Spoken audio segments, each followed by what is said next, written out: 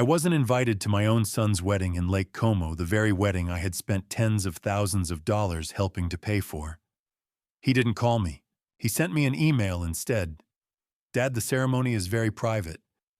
But don't worry, I've arranged a live stream so you can watch it from home."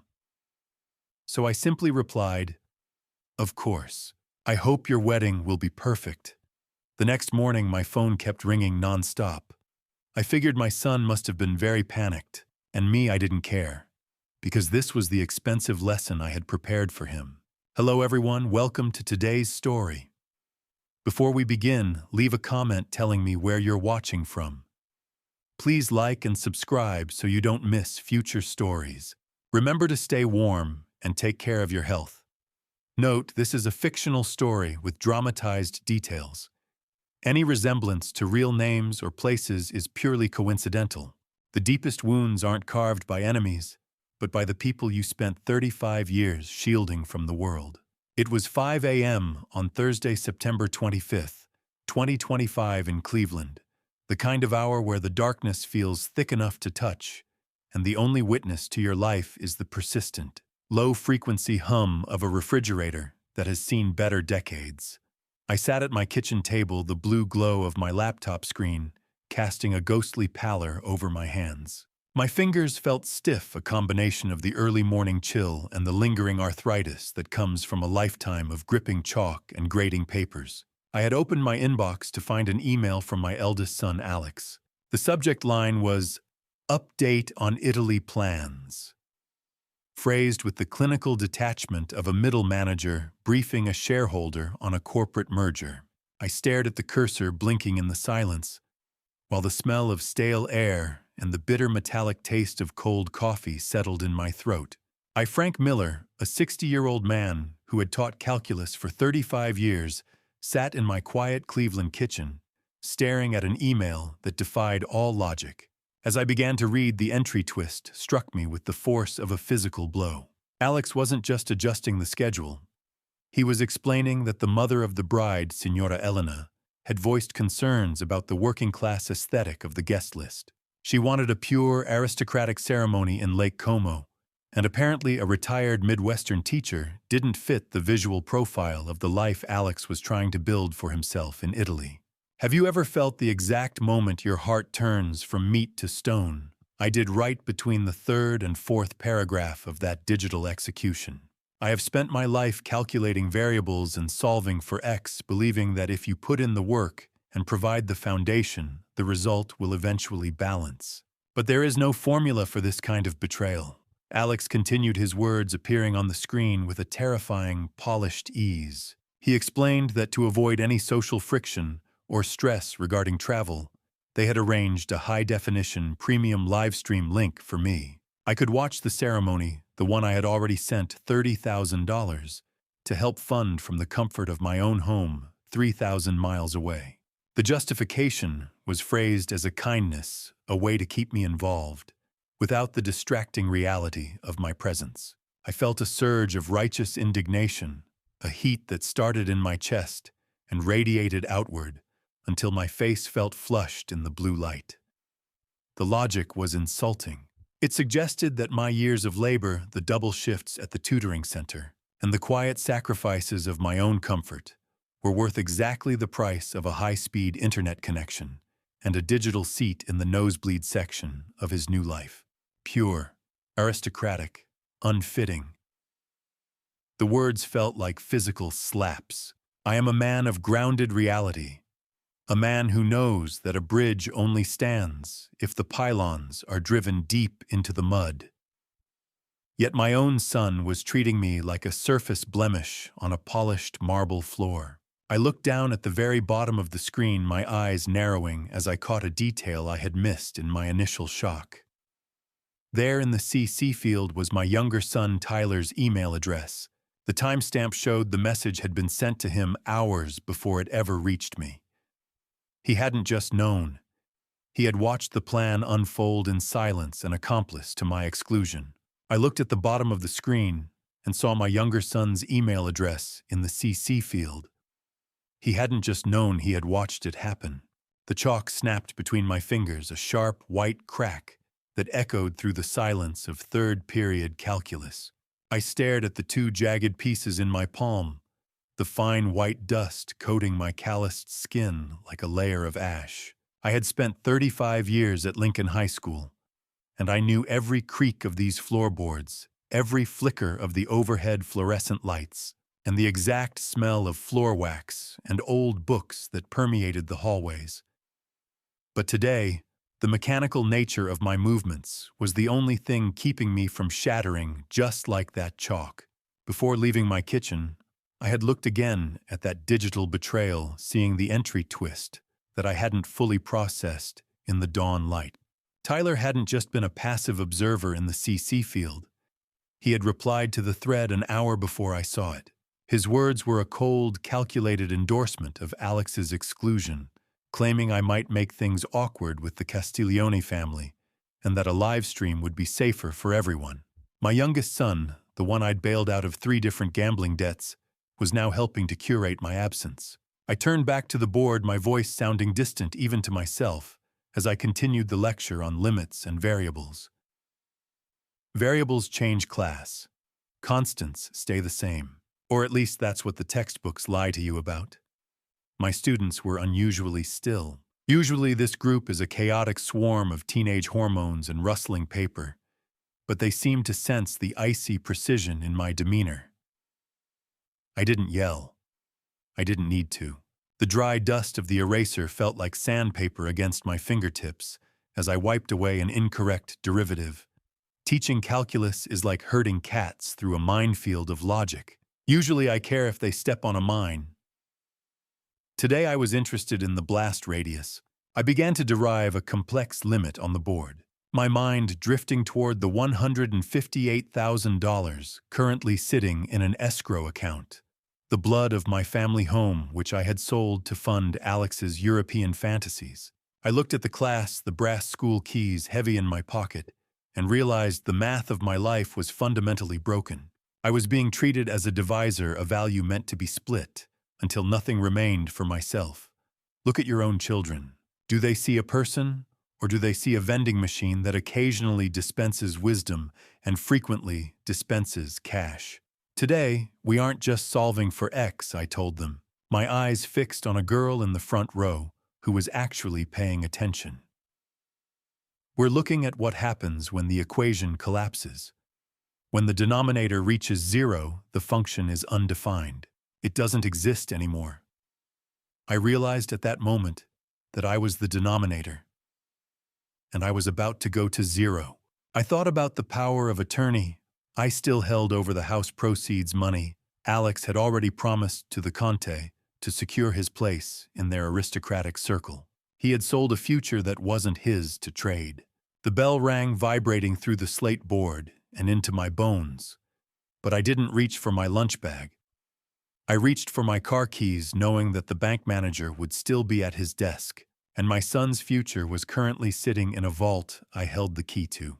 At 4:30 p.m. that same Thursday afternoon, I didn't bother checking the unseasonable Cleveland wind as I pushed through the heavy glass doors of Lake Erie Federal Credit Union. I was focused on the heavy silence of a bank account about to be gutted. The transition from the chalkboard dust of Lincoln High to the sterile, climate-controlled air of Lake Erie Federal Credit Union felt like crossing into a combat zone. I moved with a surgical precision, my mind already calculating the reversal of the $58,000 Alex had considered a foregone conclusion. Carlos Rodriguez, a bank manager, whose sharp suits and soft eyes had witnessed every financial milestone of my life for 20 years, looked at me with professional concern as I sat in his office. I didn't wait for the pleasantries. I laid out the paperwork for the pending wire transfer to the villa and the catering service in Lake Como. Carlos hesitated, leaning back in his leather chair. He reminded me that this money was earmarked for the wedding vendors. He noted that they would lose their deposits, and the reservation for the venue would be forfeit. I looked at him, my face a mask of iron, and explained that the $58,000 wasn't just a gift. It was the last of the equity from the house my own father helped me buy, a legacy Alex had promised as a guarantee to Señora Elena to prove his social worth. "Are you sure about this, Frank?" he asked, his fountain pen hovering. "This is for the catering and the villa. They'll lose the deposits."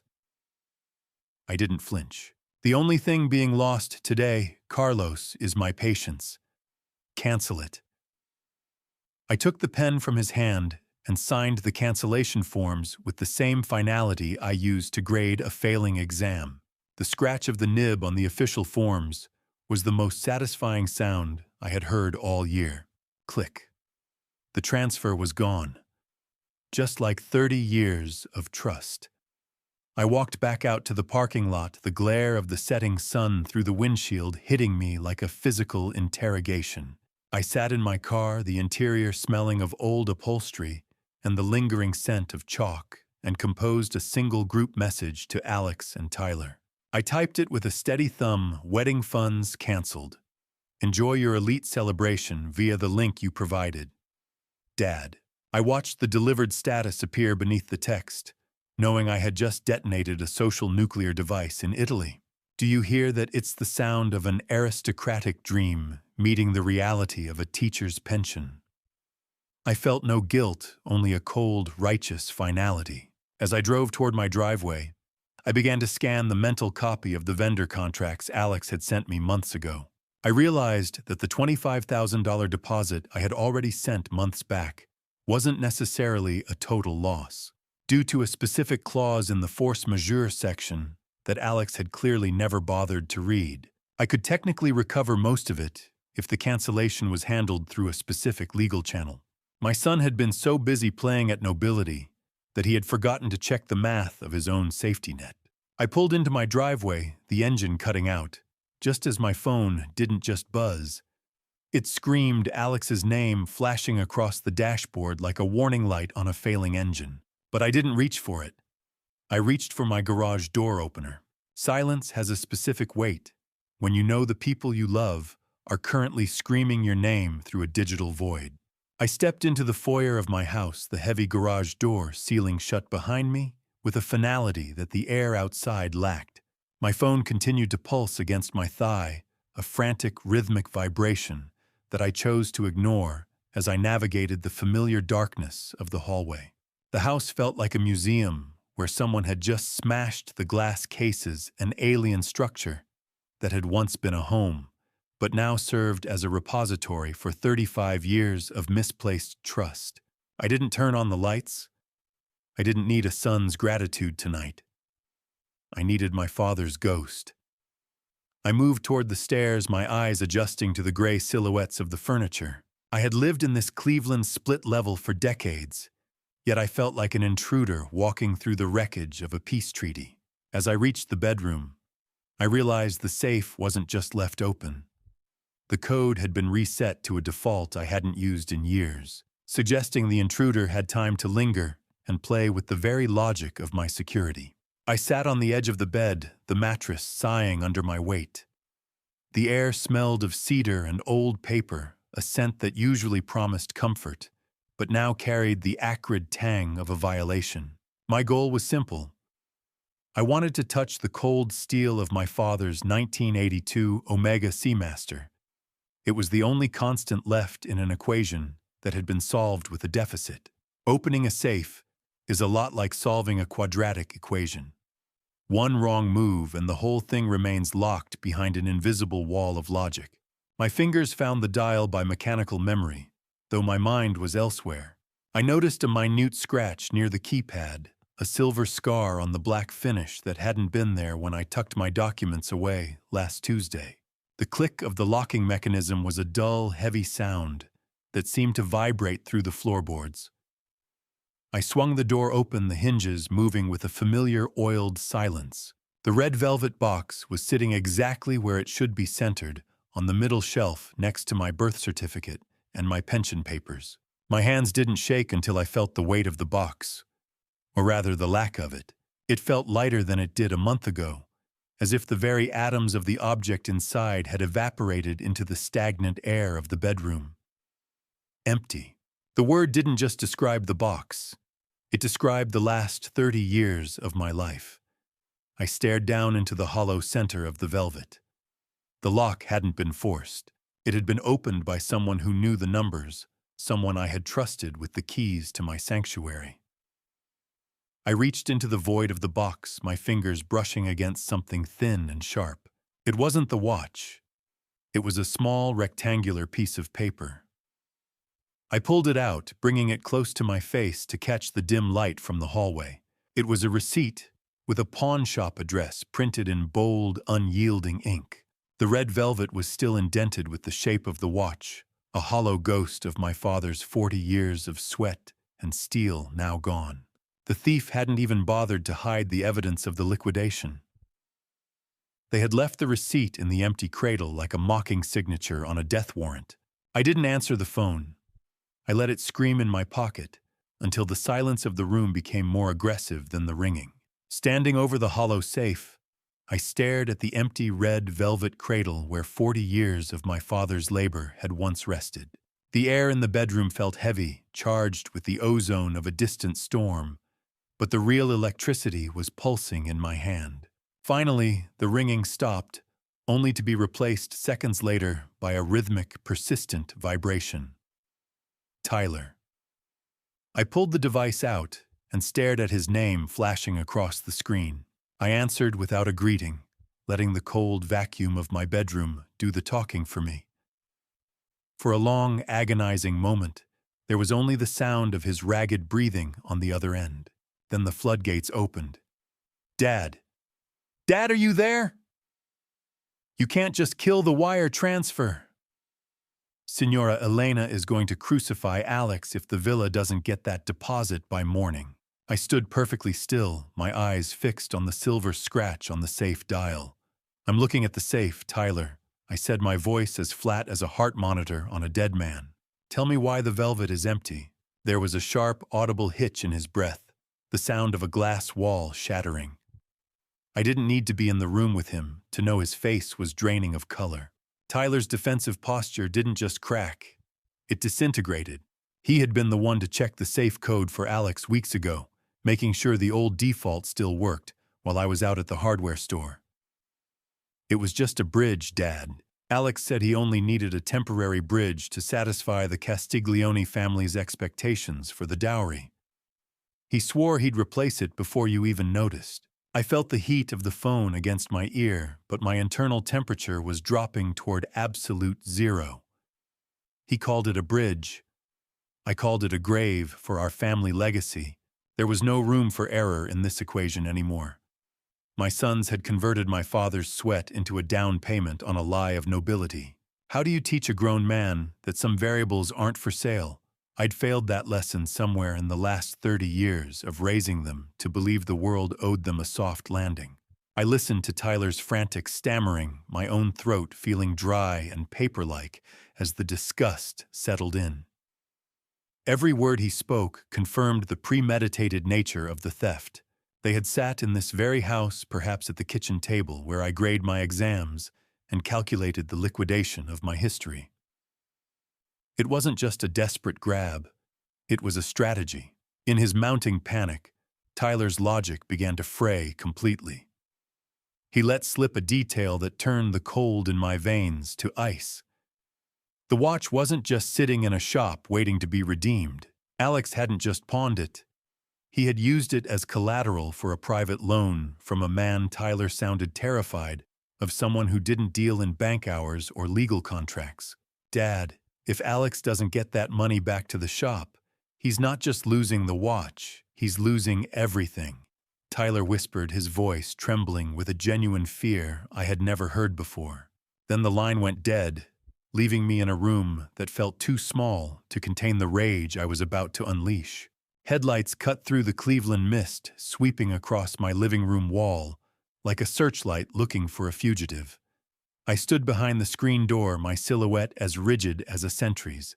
The car idled in the driveway for a long, agonizing minute, its engine a low, rhythmic growl that matched the thrum of my own pulse. Finally, the ignition clicked off, and the silence of the night rushed back in, heavy and damp with the smell of lake air. Tyler Miller, my 29-year-old younger son, stood on my porch, with the hunched shoulders of a man perpetually hiding from his own shadow. He was a landscape architect who seemed more comfortable with blueprints than bloodlines, and right now he looked like he wanted to dissolve into the concrete. "You look like a man who hasn't slept, Tyler," I said, not moving to let him in, "or a man who's been running." He didn't look up, his eyes fixed on his own scuffed boots. I didn't want any of this, Dad. Alex said it was the only way. The entry twist felt like a new fracture in a broken bone. Tyler admitted that weeks ago, Alex had forced him to film me during a practice run, recording my reaction to a false alarm, just to see if the safe code was still the same. I stepped aside, and the damp mist followed him into the hallway. We migrated to the kitchen, where the cold linoleum floor seemed to leach the heat from my feet. Tyler sat at the table, his hands trembling so violently that his teeth began a faint staccato chatter. The ticking of the wall clock sounded like a hammer against my skull. I didn't offer him coffee. I didn't offer him anything. Think about that for a second. Truffles. A mushroom that grows in dirt was more important to my son than his own heritage. Tyler spilled the numbers with the frantic desperation of a man emptying a sinking boat. Alex had pawned our history, the 1982 Omega Seamaster, for a mere $5,500. It was a fraction of its value, a rounding error in a life built on steel and sweat. Alex had needed the cash for a rehearsal dinner designed to dazzle the Castiglione family. He wanted vintage Brunello and a specific grade of Italian fungi to prove he belonged to a world that would never have him. $5,500. I repeated the math, tasting like poison.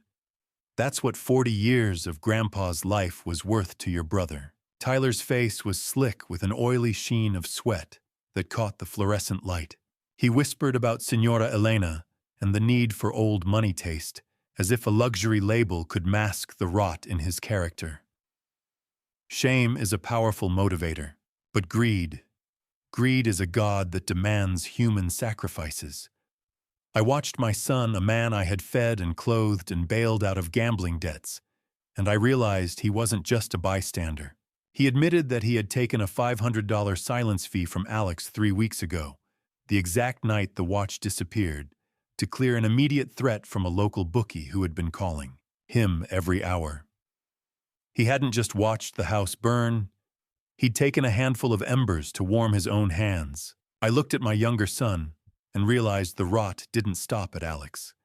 It had seeped through the entire foundation of what I thought was my family.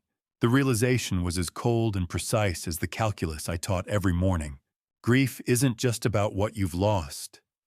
It's about the ghost of the routine you can't seem to quit. I sat at my desk in the empty classroom, the sterile smell of dry erase markers hanging heavy in the air during my free period.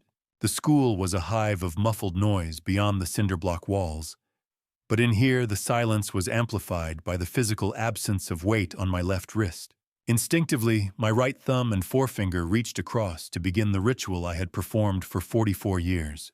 I caught my hand mid-air, a clawed gesture grasping at nothing but the pale strip of skin where the Omega Seamaster used to live. I looked at my bare skin and felt more naked than if I'd walked into school without a shirt. It was 16,000 nights of steel clicking against steel, now reduced to a phantom itch. I remembered a conversation from years ago, one that had seemed harmless at the time. Alex had asked for the watch as a graduation gift, a bold request even then. My refusal had been firm-rooted in the idea that some things are earned, not gifted. I see now that was the precise moment the gears began to turn in his head, a long-con calculation to bypass the lock on my safe. Memory is a treacherous calculator. It always rounds up the good times and omits the interest on the pain. Sitting there, I was pulled back to 1982 to the retirement party at Cleveland Steel Works.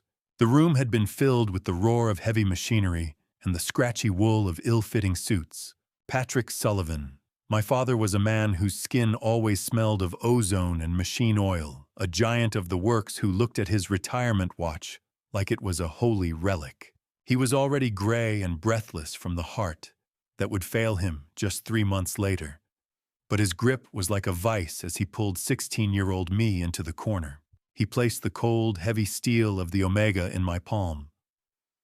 "Time is the only thing you can't buy back, Frankie," he whispered, his voice barely audible over the industrial hum.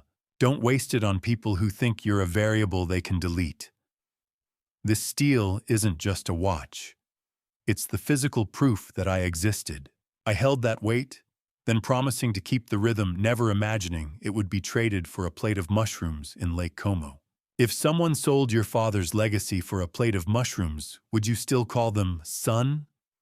I looked down at my desk, my eyes tracing the wood grain, feeling the righteous indignation simmer into a cold, hard resolve. Alex was 3,000 miles away, likely sipping vintage Brunello on someone else's dime, unaware that the foundation of his aristocratic masquerade had already been demolished. I realized that if I didn't reach out and initiate the conversation right now, the scandal would hit those Italian socialites before Alex even knew his funding was dead. The denominator of our relationship had hit zero, and I was no longer interested in the remainder. I felt a strange clinical detachment, the kind I usually reserve for grading a particularly hopeless midterm. The school bell suddenly screamed a sharp ring that shattered the 1982 fog and vibrated through my teeth. I realized I wasn't winding a watch anymore. I was winding myself up for the call that would end my son's masquerade. It was time to show him the true cost of his arithmetic. I didn't use my cell phone. I used the heavy beige landline on my desk, wanting the connection to feel as old and industrial as the man Alex had just betrayed. The plastic smell of the old receiver was a sharp contrast to the digital sterile air of the modern world, a tactile reminder of the foundations Alex was currently trying to incinerate. I dialed the international code for Italy, the numbers burning into my mind like the final lines of a proof that had gone horribly wrong. As the transatlantic static crackled in my ear, I sat back in my chair, my eyes fixed on the cold linoleum of the classroom floor. The international ringing tone began a slow, rhythmic pulse that sounded more like a warning than a call. On the third ring, the connection clicked. The background was an immediate assault of opulent sound, the clink of crystal, the murmur of refined voices, and the distant melodic chirp of Italian birds in a sun-drenched garden. Dad Alex's voice was bright, buoyant, and entirely unaware of the wreckage he'd left behind. "Why are you calling? Did you see the link I sent?" "I didn't call to talk about a link, Alex," I said, the metallic taste of adrenaline sharp in my mouth. "I called to ask why your grandfather's watch is sitting in a pawn shop window on West 25th Street. The silence that followed was so absolute, it felt like the line had been severed. The clinking of glasses in Lake Como stopped abruptly. I could hear the muffled sound of footsteps as Alex moved away from the crowd, likely ducking into some marble-floored corridor. When he finally spoke, the buoyance was gone, replaced by a defensive edge that didn't even bother with a lie. He admitted with a chilling lack of shame that he hadn't just pawned the watch.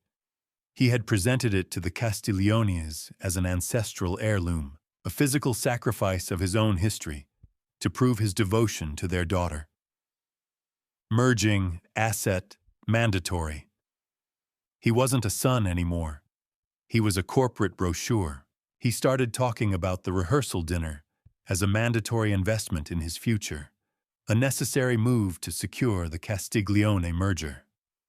"It's just a watch, Dad. I'll buy you a better one once the deal goes through. You can't buy back 40 years of sweat, Alex. You sold a part of me to buy a dinner for people who don't even want me at the table. Have you ever heard the sound of your own legacy being liquidated for a plate of mushrooms? It sounds exactly like Alex's breathing, fast, shallow, and utterly devoid of weight. He continued to justify the theft, as if he were explaining a sensible business pivot, reducing my father's entire existence to a dormant asset he'd finally made useful.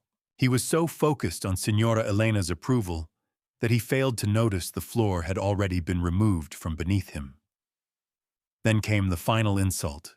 He revealed that the premium livestream wasn't his idea of inclusion, but a requirement from the villa vendors to ensure no unvetted guests physically occupied the limited space. I was a security risk to my own son's vanity. Alex's voice suddenly turned sharp and ugly. If you really loved me, you'd be happy that watch finally did something useful for my career. And for the first time in 60 years, I didn't feel like a father. I felt like a creditor who was finished with the excuses. There is a specific kind of quiet that follows the death of a relationship, a hollow ringing in the ear that sounds exactly like 33 years of wasted effort. I let the silence hang over the transatlantic line, ignoring the static hum that felt like white noise over a grave. Alex had just suggested that stealing my father's watch was a favor to my career, a final insult that stripped away any remaining warmth I felt for the man he had become. I took a deep breath, my fist clenching against the desk until the wood groaned. I wasn't a father anymore. I was a forensic accountant.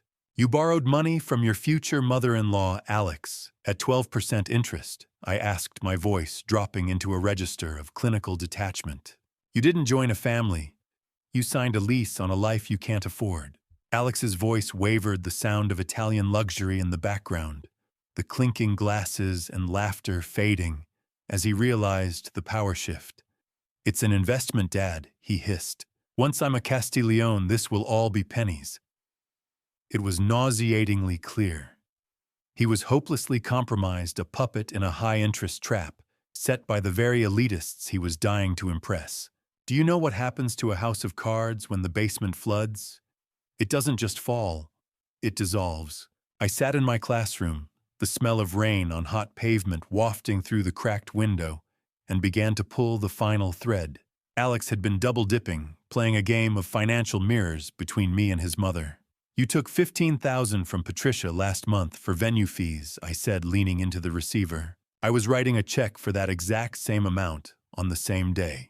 Where is that $30,000, Alex? The silence on the other end was heavy, pregnant with the realization that his fraud was out in the open. Then came the twist that turned my indignation into cold, hard fury. He stammered out an admission that he'd used my social security number as a secondary guarantor for one of Signora Elena's loans, assuming I'd be too distracted by the wedding to notice a hit to my credit. The betrayal was no longer just emotional, it was a criminal calculation. He had bartered my future to buy himself a temporary seat at a table that was already being pulled out from under him. 12%, 30,000, zero respect. The math of a ruined life. Alex began to beg, his voice high-pitched and frantic. Please, if the Castigliones find out I'm short, if they find out about the loan reversal, the wedding is over. You can't do this to me, he was right. I was doing exactly that. I informed him that because I still held power of attorney over the house escrow, I had already frozen the accounts. The guarantee he had given the Conte was now legally void, a hollow promise backed by a frozen vault. I was no longer the safety net for a house of cards built on identity theft and parental manipulation. I didn't wait for his next lie or the inevitable explosion of grief. I pressed the end call button with a sharp, final click, cutting off the desperate sounds of Lake Como. I stood alone in the classroom, the vibration of the desk still humming in my palm. I knew that in Italy the music was about to stop. In Cleveland, my phone was already lighting up with a name from my past I hadn't seen in years. I didn't feel like a father, but for the first time in months, I felt like a man who finally knew his own value. The silence that follows a final goodbye to your own blood doesn't feel like peace. It feels like the air has been vacuumed out of the room, leaving only the smell of old chalk and regret. I sat motionless at my desk, the beige landline receiver still warm in my hand, despite the fact that the bridge to Italy was now a pile of smoldering digital ash. I had just ended the call with Alex, and the static from the transatlantic connection seemed to linger in the corners of my ears. My classroom, usually a sanctuary of logical proofs and predictable outcomes, felt different now.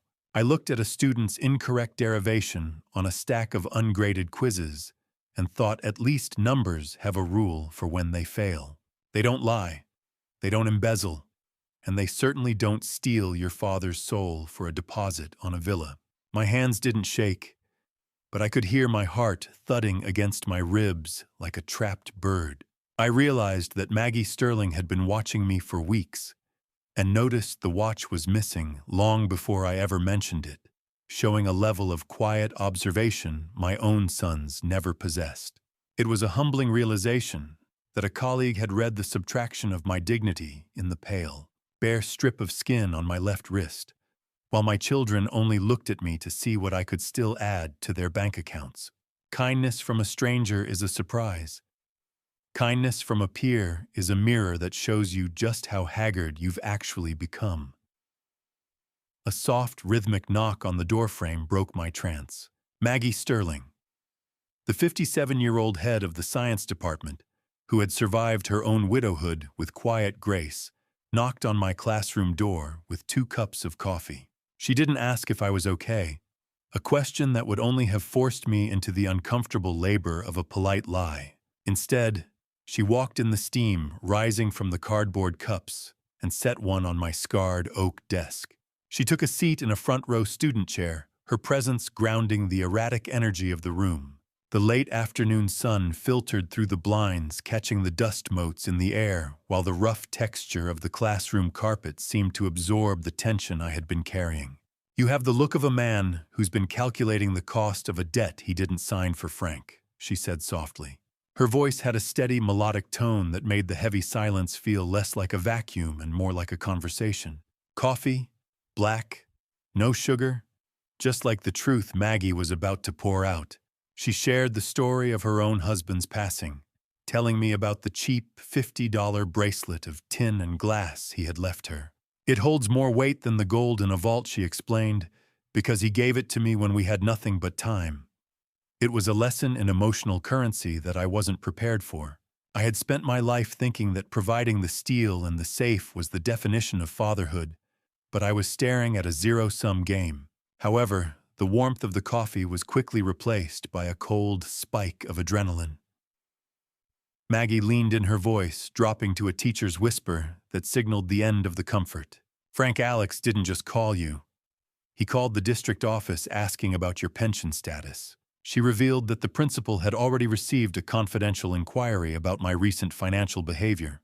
Alex wasn't just begging for a bailout anymore. He was moving from status-seeking to professional sabotage, attempting to audit my very life to see what he could still squeeze out of the remains. A son calling his father's employer to hunt for a pension isn't just a betrayal. It's an autopsy performed while the patient is still wide awake. I sat in the dimming light of my classroom, the dry, bitter taste of remaining coffee coating my tongue like a film of ash. Maggie's words about the district office didn't just break the silence.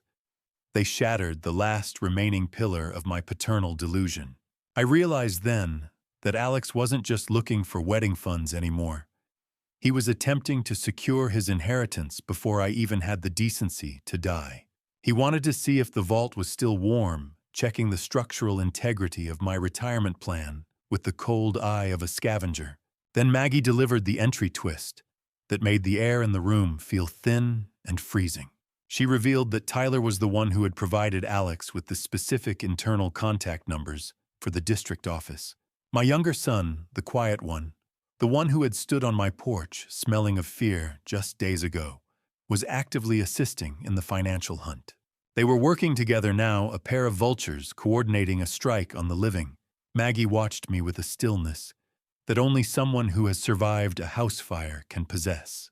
"They don't see a father, Frank," she said, her voice cutting through the ticking of the institutional wall clock.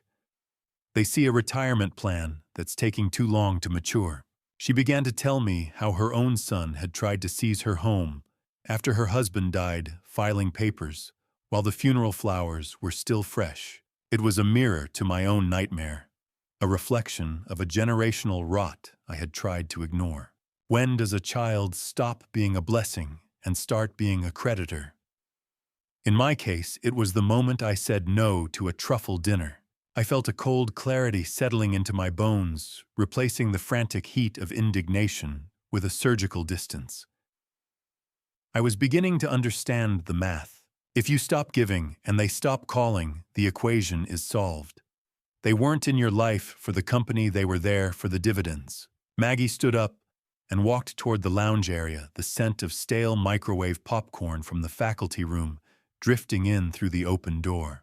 We moved to the teacher's lounge, where the scratchy fabric of the old sofa felt like burlap against my skin. She wasn't just offering empathy, she was offering a sharp, clinical validation of my boundaries. "You aren't losing your children, Frank," she insisted. "You're losing users. You're losing people who loved you for what you could do, not who you are." I felt like a bridge that had been used for decades to cross a river, only to find the people on the other side were trying to sell my bricks. It was a brutal metaphor, but it fit the ledger of one-way transactions that had defined my relationship with my sons for far too long. Then Maggie revealed her final move. She wasn't just theorizing about social parasites. She had already contacted a lawyer friend specializing in elder law and asset protection. She was building a perimeter for me. Her hand covered mine, steady and warm, grounding me in the reality of the present. "Don't let them make you feel guilty for surviving the people you raised to eat you alive," she whispered. I looked at our hands and realized that for the first time in years, someone was holding on to me without asking for a signature on a check. The intruder didn't look like a threat. She looked like a walking advertisement for a life I had just decided I would no longer subsidize. As I pulled into my driveway, the hardened, analytically distant mood Maggie had instilled in me solidified into a cold wall of granite. A sleek black European SUV was idling in my spot, its engine a low, expensive thrum that vibrated through the steering wheel of my aging sedan. Sloane, a woman whose smile was as sharp and expensive as the designer sunglasses perched atop her head, stepped out of the SUV with the practiced grace of a debt collector in silk. She was in her early 30s, wrapped in high-end leisure wear that probably cost more than my monthly mortgage. "Mr. Miller, I'm Sloane," she said, her voice a polished weapon. "I've seen your face in so many of Alex's childhood photos. It's a shame you're letting them gather dust while he's falling apart." The entry twist landed before she even reached my porch. She accidentally mentioned a project deadline at the firm, revealing she wasn't just a friend of the bride, but a junior partner at Alex's marketing agency. This wasn't a social visit. It was a corporate recovery mission for an investor in my son's fake persona. "If you're here for the business of my son's vanity, Sloane, you've traveled a long way for a closed account," I replied, stepping out of my car and meeting her gaze without blinking. We stood in the chill of the evening air, the smell of her expensive perfume clashing with the Cleveland exhaust. She followed me toward the porch, her heels clicking on the concrete with a rhythmic, irritating insistence. "Legacy. Legacy is what you leave behind when you're dead. I'm still breathing, and I'm taking mine back." Sloane didn't miss a beat, pivoting from faux warmth to a calculated pressure. She painted a vivid, hysterical picture of Isabella's aristocratic humiliation and Alex's impending social death among the Lake Como elite. She claimed I was single-handedly destroying a legacy. I ran my hand along the rough wood of the porch railing, feeling the grit under my fingers. "You're being cruel, Frank," she snapped, her eyes flashing. "Isabella is hysterical. The vendors are threatening to walk. This will destroy your family forever. Do these people realize that money doesn't just grow on trees? It grows on 60-hour work weeks and skipped vacations." I looked at her, seeing only the vacancy behind the designer lenses. "A villa doesn't make a marriage, Sloane. Tell them to find a judge and a $2 ring. Love doesn't need my house proceeds to be valid." She looked at me then, as if I were a difficult equation that refused to balance, her composure finally beginning to fray at the edges. Her voice rose, attracting the attention of a neighbor walking their dog. "You don't understand the world they live in. If this fails, Alex's reputation is gone." I didn't flinch. I let the silence of the street do the talking for me. As she realized the charm offensive had hit a dead end, She retreated toward her idling SUV, but not before launching a final, jagged threat. She screamed over the roof of the car that Signora Elena had already called a private investigator to look into my history, signaling that this war had escalated far beyond the confines of a bank account. I didn't give her the satisfaction of a response. I stepped inside and slammed the door so hard, the glass rattled in its frame. But the silence that followed was immediately broken by the sharp, persistent chirp of a voicemail notification from my ex-wife. Hearing your ex-wife's voice after 5 years of static is like reopening a cold case file. You know there's no justice at the end, only more evidence of a shared failure.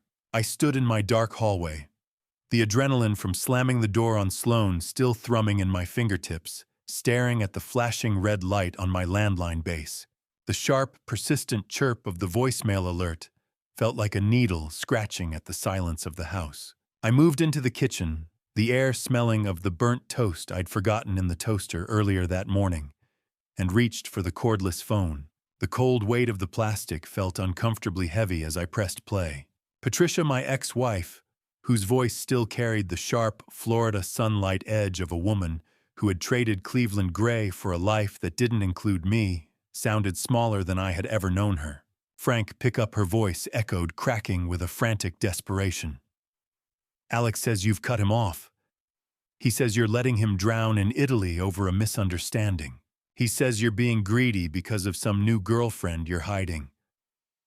I looked at the receiver and wondered how many versions of the truth my son had authored this month.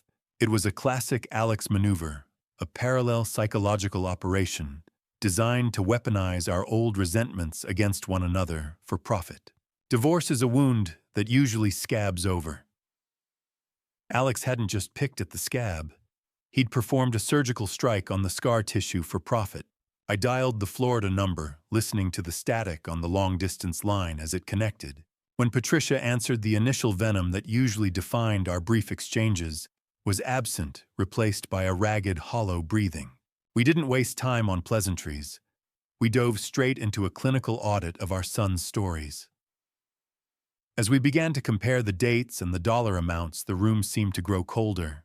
"Wait, Patricia," I said, my voice dropping into the precise tone I used for complex derivations. "You sent $15,000 for the florist on the 12th. I sent the exact same amount to the same account on the 14th. There was a long, terrible silence on her end.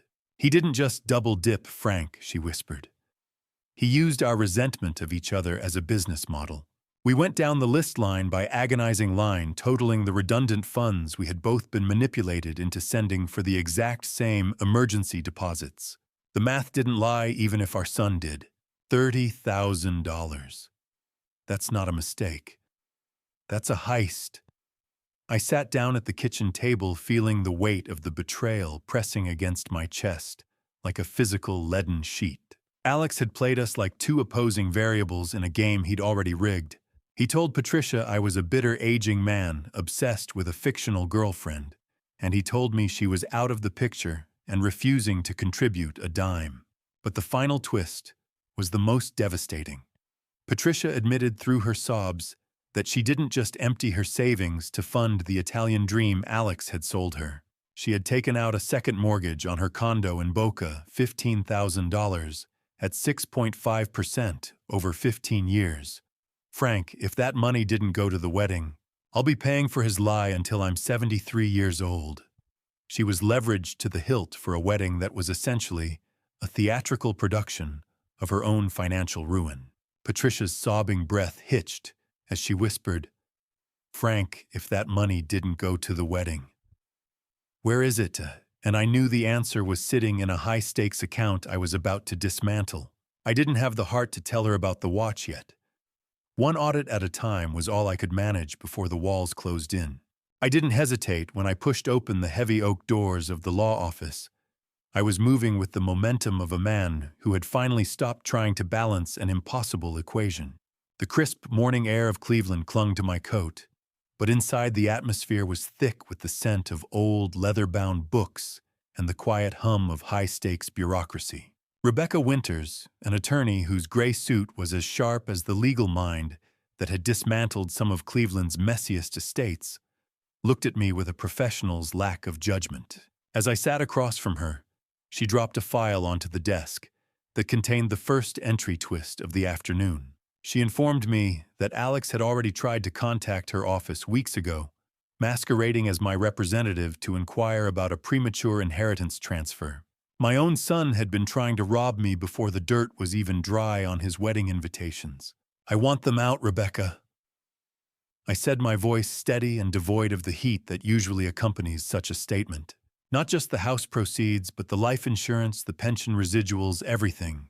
I was essentially performing a clinical dissection of my own legacy, removing the cancerous elements to save the healthy tissue. Rebecca leaned back the scratch of her high-end fountain pen, pausing over a yellow legal pad. "Frank, this is a total disinheritance," she warned. "Once I file this, there's no going back without a complete mental competency review. Have you ever signed your own name and felt 20 pounds of guilt just vanish into the ink? It's a better high than any expensive wine in Lake Como." I watched the ink dry on the heavy legal bond paper, feeling the weight of 30 years of parental obligation finally lift from my shoulders. We spent the next hour reviewing the liquidation of the house proceeds, specifically earmarking the $158,000 for something that would actually honor my father's memory. I signed the documents to establish the Patrick Sullivan Memorial Scholarship, intended for first-generation working-class students from the same streets my father had walked. My father didn't work those double shifts at the Cleveland Steelworks, so his grandson could buy truffle oil and Italian approval. He worked for the future, and today I was finally putting that future into the right hands. Done, signed, sealed. The Miller boys were officially on their own. The finality of the act was a physical sensation, like a heavy vault door closing in the back of my mind. I left the office and walked down the street to a local diner, a place where the air was thick with the greasy, comforting smell of frying onions and strong coffee. I realized I hadn't eaten a full meal since Alex's email arrived, and for the first time in days, the thought of food didn't make me feel nauseated. "I'll take the classic burger," I told the waitress, "medium well, and keep the coffee coming." The meal didn't taste like ash. It tasted like victory. As I waited for my bill, I pulled my phone from my pocket and saw a bright, annoying flash on the screen. It was a notification from my bank. Alex had just attempted to log into my secondary retirement account from an IP address in Italy, triggering an immediate fraud alert. I looked at the alert and smiled. Alex was still digging, but he didn't realize the ground beneath him had already been excavated. He was trying to loot a tomb I had already emptied. Desperation has a frequency that pierces through the longest transatlantic cable, a high-pitched whine of a man who finally realizes the bank of unearned grace has permanently closed. The rainy Cleveland night hit the roof of my car with a hollow percussion as I drove back to my rental apartment. I was still riding the cold high of the fraud alert I'd received at the diner. Alex was still digging for a back door into my retirement accounts, but he didn't realize the ground beneath him had already been excavated. I stepped into my modest unit, the air smelling of damp concrete and autumn storm. Moving through the dark, I saw the blue glow of the answering machine pulsing like an accusing heartbeat. I pressed play, expecting a lawyer's update, but instead heard the tinny, distorted audio of my eldest son. It was a 3-minute rambling voicemail recorded from a cramped studio in Lake Como. "Dad. The bank account." Alex started, his voice cracking. "It's frozen. I'm in a room the size of your pantry, and Isabella won't even look at me." In the background, I heard the distinct chirp of an Italian siren and the unmistakable jingle of a slot machine app. It was the entry twist that confirmed my worst fears. He was still gambling while begging for his life. "Do you hear that? That's the sound of a predator realizing he's been caught in a trap he set for someone else." I listened to the hollow echo and wondered if my son had ever truly been there at all. The opulence he tried to steal was gone, replaced by the reality of a man who traded his heritage for a life of mirrors. Alex's tone shifted from shock to a desperate attempt at manipulation. He invoked the memory of his mother, claiming she would be ashamed of my greed. "You're letting your own son rot in a foreign country over a watch, Frank. Think about what Mom would say." A surge of disgust settled in my chest. Mom would have been the one to change the locks, Alex, I thought, staring at the machine. You just never stayed around long enough to know her. He continued to weep, his voice a frantic thing, as he begged for a loan just to buy a plane ticket home. He admitted that Signora Elena had officially designated him American trash. For once, I found myself agreeing with the aristocratic woman. He had become exactly that, a disposable remnant of a life he never truly owned. American trash. He had traded 40 years of my father's steel for the approval of people who saw him as a temporary amusement. I stood in my silent living room shadows, long against the wall, watching him self-destruct in real time. Near the end of the message, Alex accidentally let the final truth slip. He admitted he had tried to sell Isabella's engagement ring to get the watch back from the loan shark, only to find out the stone was cubic zirconia, the final fraud in his own fake life. He had been cheated by the very vanity he sought to master. I didn't feel pity. I felt a clinical sense of completion. I didn't call him back, and I didn't save the recording for future leverage. I simply moved my finger to the console and felt the cold click of the delete button. I watched the digital evidence of my son's collapse vanish into a void, realizing that the only thing louder than his screaming was the peace I had finally found in the silence. I was still staring at the phone's keypad, my finger hovering over the ghost of my son's voice, when the screen lit up with an international number I didn't recognize. The kitchen was already bathed in the sharp, clinical light of the morning sun, cutting through the blinds, casting long, barred shadows across the granite counter. I had just deleted the evidence of Alex's moral collapse, but the silence that followed felt precarious. The phone began to vibrate, a rhythmic, insistent hum against the stone that sounded less like a call and more like a drum roll for a final execution. I looked at the Varese, Italy tag on the caller ID and felt a weary, familiar defensiveness rise in my chest. I wondered how many more ways they could ask for money I no longer had, or demand respect I no longer felt. I braced myself for another round of Alex's frantic manipulation, or perhaps a legal broadside from Signora Elena herself. Instead of a frantic pitch, the persistence of the vibration felt stately, a demand for attention that carried a different kind of gravity. I slid the bar to answer the feeling of the heavy kitchen stool solid under me as I prepared for a new front in the family war. Before I could speak, the first entry twist landed. The voice on the other end revealed that he had been the one to leak the pawn shop information to Tyler weeks ago. He had been hoping I would be the one to stop this wedding, before his own family's toxicity destroyed it completely. Conte Giovanni, a man whose voice carried the weight of centuries-old Italian stone and the soft, tragic cadence of someone who had watched his own family rot from the inside out, introduced himself with a gravelly, deep baritone. His English was broken, but his dignity was intact, a rare combination in a story currently populated by polished liars. "Signor Miller, please," he said, his voice cutting through the transatlantic static. "I do not call for the bank accounts. I call because I have seen the face of a man who values his father's memory more than a villa's approval."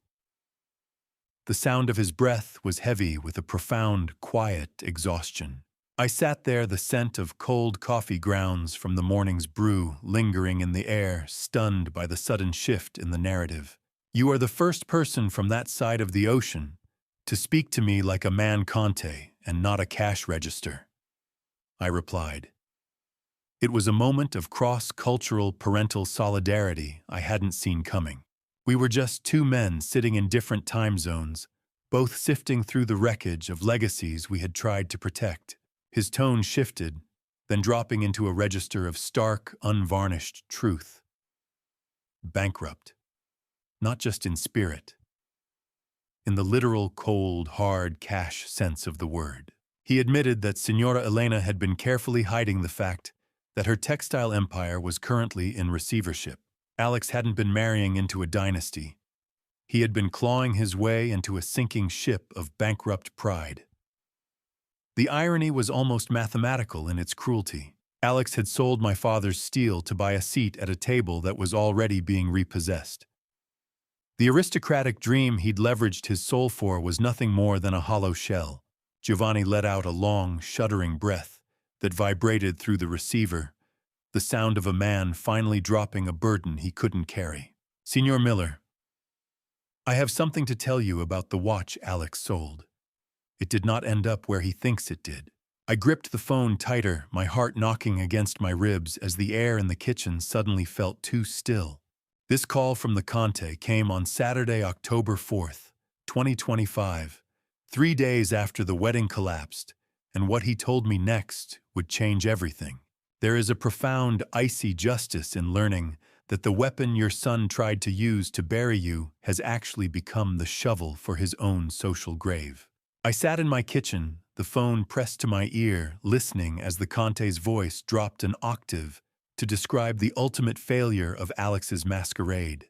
The news hit me with the force of a tidal wave, but instead of drowning, I felt like I was finally surfacing.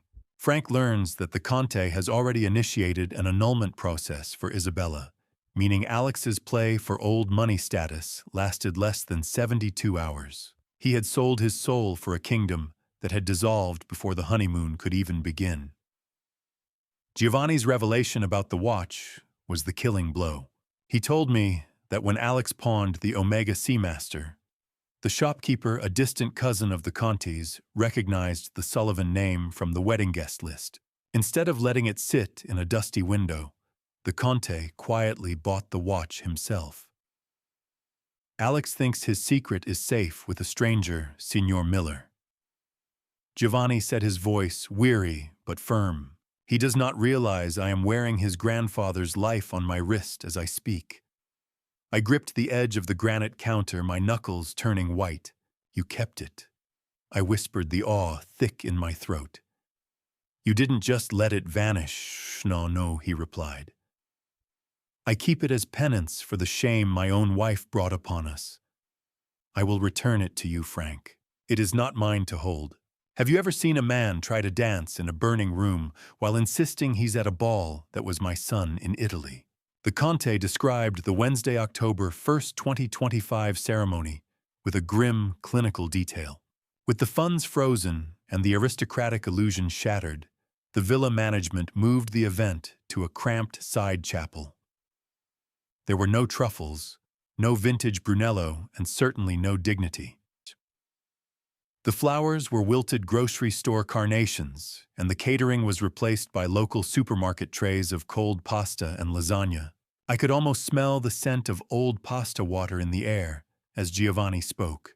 Signora Elena's friends didn't even hide their sneers, leaving Alex and Isabella in a social vacuum. They ate frozen pasta while my son tried to act like he was still a king, Giovanni noted. I stared out at the gray Cleveland morning, a cold sweat on my palms.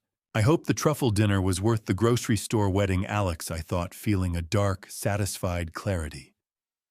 The math had finally balanced, and the remainder was 0. I thanked the Conte and ended the call, the silence of the kitchen punctuated only by the metallic hum of my laptop fan. I opened the browser, my fingers steady as I navigated to a luxury travel site. Click. Confirm. Paid in full. My own life was finally beginning. I discovered that the solo Mediterranean cruise I was booking fell on the exact same dates and in the same region as Alex's planned honeymoon, except I would be staying in the royal suite. He could never afford. As the bright blue confirmation screen lit up my face, a confirmation email hit my inbox. I felt a surge of liberation, a quiet triumph that had nothing to do with revenge and everything to do with survival. But that peace was short-lived. My doorbell suddenly rang with a heavy, insistent thud that vibrated through the floorboards. It wasn't the polite chime of a guest. It was the rhythmic, demanding pounding of someone who had come to collect. Tyler's creditors had finally found my address, and they weren't interested in a live stream. I didn't reach for a weapon. I reached for the logic of a man who had already balanced his own books and found my son's debts were no longer my variables to solve. The heavy thudding on the door continued a rhythmic, violent demand that vibrated through the floorboards and into the soles of my feet. I walked toward the entrance with the steady, measured pace of a man heading to a blackboard to correct a student's sloppy arithmetic. I had already booked my flight to the Mediterranean, and I wasn't about to let a ghost from Tyler's gambling habit haunt my hallway. I pulled the door open, the yellow glow of the porch light reflecting off the shaved head of the man standing there. Vic, a man who possessed the facial expression of a landslide and a suit that struggled to contain the violent potential of his shoulders, stood on my porch like a tax collector for the damned. He smelled of stale tobacco and cheap cologne, a scent that cloyed in the crisp evening air. "You the father?" he asked, his voice a low, gravelly rasp. "Tyler said you were the bank, said the Italy wedding was a guaranteed payout." I stood my ground, the gritty feeling of the concrete under my feet keeping me anchored. "Tyler Miller is an adult who makes his own wagers." "Vic," I replied, my voice as flat as a desert horizon, "if you're looking for the bank, you're about 3,000 miles and one frozen account too late. Do you know what a cinderblock thinks about nothing?" And that was exactly how much I cared about Vic's threats. He shifted his weight, the leather of his jacket creaking as he looked past me into the house. He began to talk about the fragility of windows and the permanence of pension plans if things didn't get settled. It was a practiced intimidation, but it lacked the cold precision of the entry twist he delivered next. Vic revealed that Tyler had actually tried to sign my car title over to his bookies as collateral while I was at work last week. The only reason I was still driving it was because the notary had realized the signature was a clumsy forgery. The betrayal was absolute, a final confirmation that Tyler was willing to liquidate my very mobility to cover a bad hand. I looked at Vic, refusing to swallow the metallic taste of fear that he was trying to force down my throat. "If you want blood, Vic, you're squeezing a stone. I've already liquidated my assets for a scholarship fund. You have no leverage here." Latte art. That was Tyler's new career, and his only chance at survival. I didn't cower. Instead, I leaned in slightly, making sure my eyes were visible in the porch light. "If you want Tyler, he's at the Brew and Bean on 4th, I said. "He starts his shift at 5 a.m. I'm not my son's keeper anymore. I'm just a man who knows where the baristas are buried." Then I delivered the final variable to his equation. I pointed a steady finger toward the small black dome above the doorframe. "I've recorded this entire interaction on my doorbell camera and sent the feed to my lawyer, Rebecca. Any accidents to this house will result in an immediate criminal RICO investigation." Vic looked at the camera, then back at me, his eyes narrowing as he realized I was a different breed of target than my son. Just then, a sharp notification chirped on my phone. I pulled it out to see an alert about a confidential school board meeting scheduled for Monday. The war wasn't over. It was just moving to a different classroom. The smell of fear is indistinguishable from the smell of old coffee and unwashed clothes when your own son stands in your living room begging for a price tag on his survival. I sat in the high-backed armchair, my eyes fixed on the driveway, as Tyler's beat-up sedan rattled to a halt. My mind was still occupied by the digital vibration of the school board notification on my phone, but the physical reality of the mess I had raised was now crossing my threshold. Tyler Miller entered the house looking like a man who had been dismantled by a week of avoiding eye contact with his own shadow. He didn't offer a greeting. He didn't ask how I was. He simply collapsed onto the sofa, his shoulders hunched, radiating a frantic energy that made the air in the room feel thin and stale. "Dad, you don't understand." He started, his voice a ragged whisper. "Vic isn't a bank. He doesn't send late notices. He sends people." I watched him with the detached interest of a biologist observing a dying specimen. I already knew the entry twist that he thought was a secret. I knew he hadn't just known about the theft of my father's watch. He had been the one to drive a drunk Alex to the pawn shop because Alex couldn't navigate West 25th Street. I understand perfectly, Tyler, I replied. You gambled with the house's money and now the house wants its cut. I remained standing, my finger tapping a slow, rhythmic beat against the back of the mahogany chair. The morning light illuminated the dust motes dancing in the air between us, highlighting the oily sheen of sweat on Tyler's face. He launched into a rehearsed plea for a bridge loan, blaming Alex for forcing him into silence in exchange for a payout. Do you know what the interest rate is on a father's broken trust? It's infinite. And Tyler was trying to pay it off with copper pennies. He spoke about his debts as if they were a natural disaster that had befallen him, rather than a series of deliberate wagers. You knew about the Omega the night it left the safe. I interrupted, my voice cutting through his stammering. You watched me wind air for a week and said nothing because you thought a truffle dinner would pay your poker debts. He flinched as if I'd struck him, but the excuses kept coming. I was going to pay you back. Frank every cent. I looked at him and saw the vacancy where a conscience should have been. A maybe. He gambled my father's life on a maybe. The math was offensive. Shame is a weight some men can't carry, so they try to sell the floor beneath them instead. Tyler's desperation took a turn for the pathetic as he revealed his latest attempt at a score. He admitted he had tried to sell my teacher's retirement plaque on eBay last night, but the auction had been flagged because my name is too well known in the local school community. He was trying to liquidate my honors to pay for his failures. I felt a cold, hard finality settling in my gut, a clinical resolve to stop the bleeding. Tyler's face drained of color, his knees knocking together under his frayed jeans. He reached into his pocket and pulled out a document, the paper crinkling in his shaking hand. If you don't help me, they're going to take the car, and I told them you'd sign the title today, he whispered. I looked at the cold weight of the car title and realized the basement was even deeper than I thought. He hadn't just come for a loan. He had already sold the ground I was standing on. The blue light of a laptop screen is a cold, honest witness. It doesn't flinch when it reveals that the boy you raised has been bartering your soul in digital chat rooms for months. After Tyler scrambled out of my driveway, leaving the scent of stale cigarettes and desperation hanging in the air, I sat at my desk and opened the lid of my laptop. I'm a man of variables and constants, and Tyler had become a variable that refused to resolve. I began to dig into his digital footprint with a surgical focus, my eyes reflecting the harsh glow of the monitor as the fan began a low, rhythmic hum. It didn't take long to find him. Under the username ClevelandTie29, my younger son had been a frequent flyer on a high-stakes underground poker forum since July 2025. I scrolled through months of posts watching him spin a narrative of an impending windfall from a rich brother's aristocratic wedding. The calculated nature of the entries was devastating.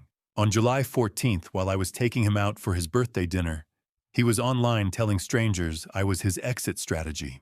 I felt a cold, analytical horror as I realized he wasn't just a victim of a bad streak. He was a predator who had been circling my assets for a fiscal quarter. The entry twist was the most jagged pill to swallow. Tyler had used my identity to co-sign a digital credit line on the gambling site, legally tethering my credit score to his addiction. Every pixel was a piece of the man I thought I raised, dissolving in real time. I began taking screenshots, my mouse clicking with a dry mechanical finality. I focused on a specific thread where Tyler explicitly detailed the house sale escrow and bragged about having the safe code. The silent fee Alex had paid him wasn't an endpoint. It was just a down payment on a much larger betrayal. July 14th. A birthday cake and a betrayal. The math of a monster. I compiled the evidence into a folder, the smell of ozone and old electronics, filling the small room as the processor worked. Do you still believe in the innocent younger brother? Because I was looking at a digital paper trail that said otherwise. I was ready to drop the truth. I hit send on the email to Tyler with a subject line that simply read, "I know everything." Within seconds, the phone on my wooden desk began to vibrate. Tyler's name dancing across the screen in a rhythmic, frantic plea. I rejected the call instantly. "I am not your safety net, Tyler. I am your auditor," texts Tyler. "Saw you at work. Proud of you for trying. Keep that $500 per month pace. You'll be clear in 8 years. You can do it." The phone stopped vibrating, leaving a silence that finally felt like clean air. I watched the read receipt appear on my message, but my satisfaction was cut short by a notification from Alex, a public social media post that had already been shared 500 times. I realized the confidential school board meeting alert was a tip from Tyler, a desperate move to freeze my pension and force a settlement. I adjusted my tie in the reflection of the boardroom's glass doors, realizing that after 35 years of teaching morality, I was finally the one on the witness stand.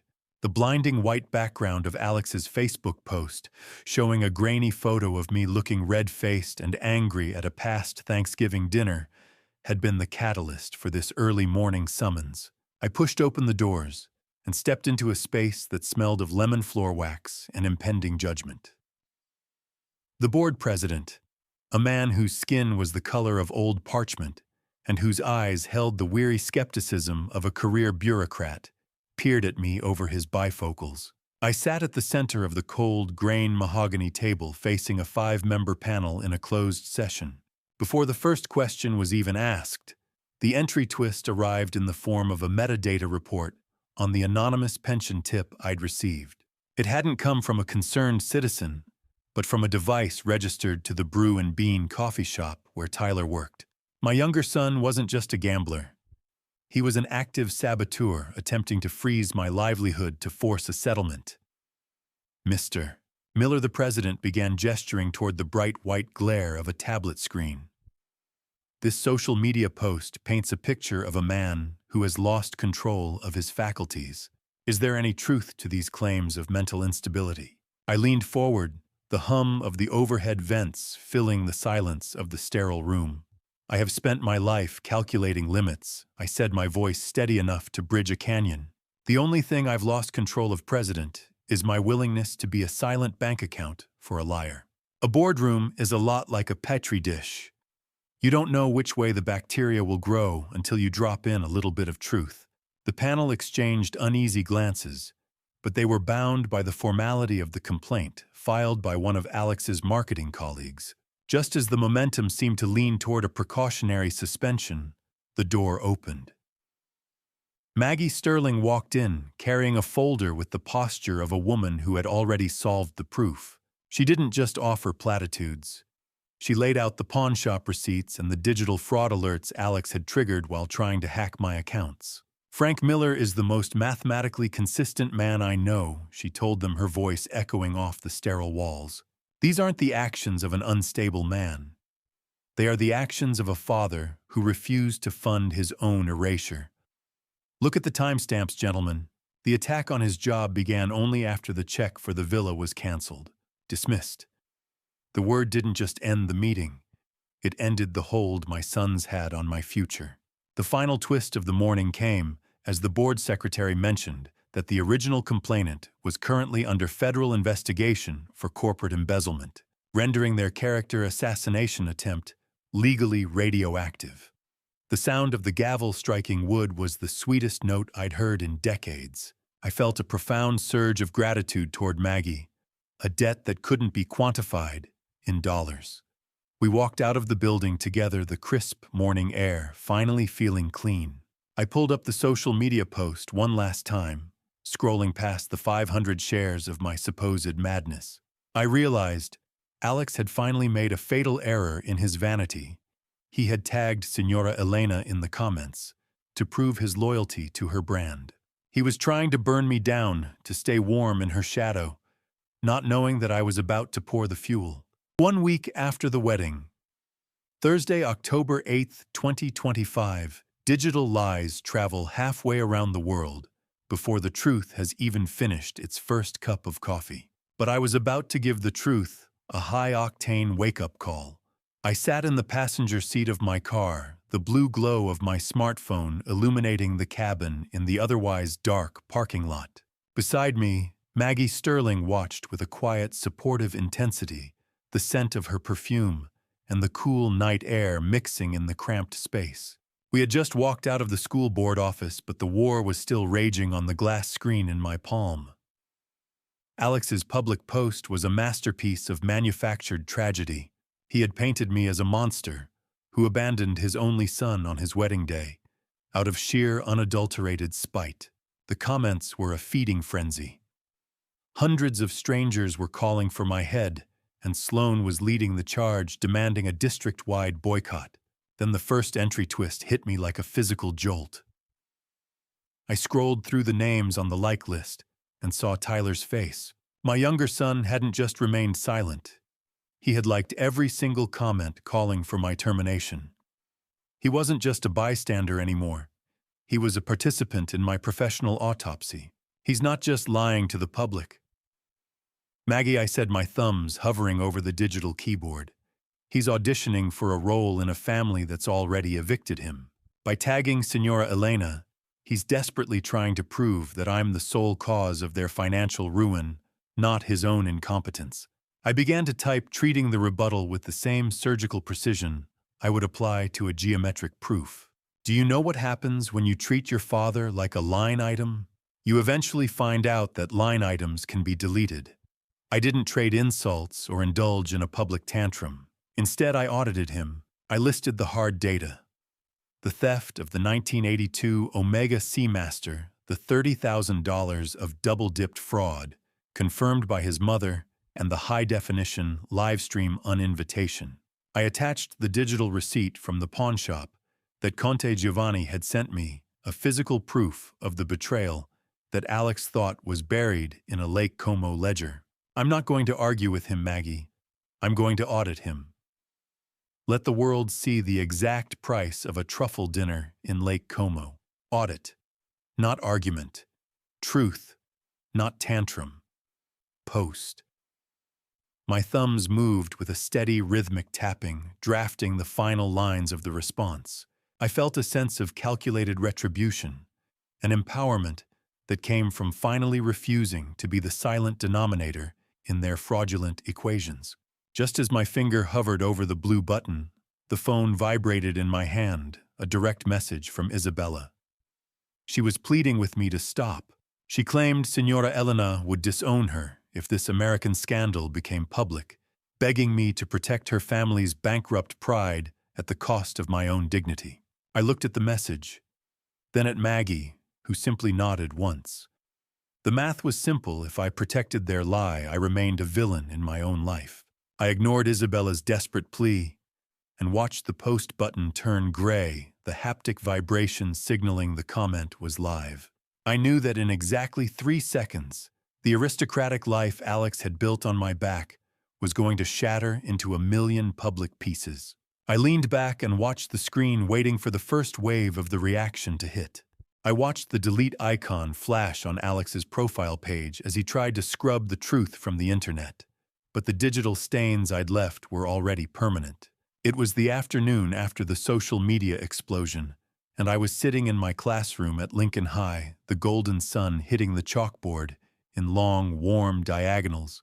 Maggie Sterling sat across from me, the comforting smell of her vanilla tea cutting through the usual scent of floor wax and old paper. We were reviewing the wreckage. Alex's post, once a beacon of unearned sympathy, had been wiped clean after nearly 1,000 comments turned the tide against him. The public didn't want a tragic son. They wanted to know why he'd pawned his grandfather's watch for a truffle dinner. He thought the internet was his stage, Maggie, I said, leaning back in my chair. He forgot it's also a courthouse. Maggie laughed, a soft, melodic sound that felt like a reward. You didn't just defend yourself, Frank.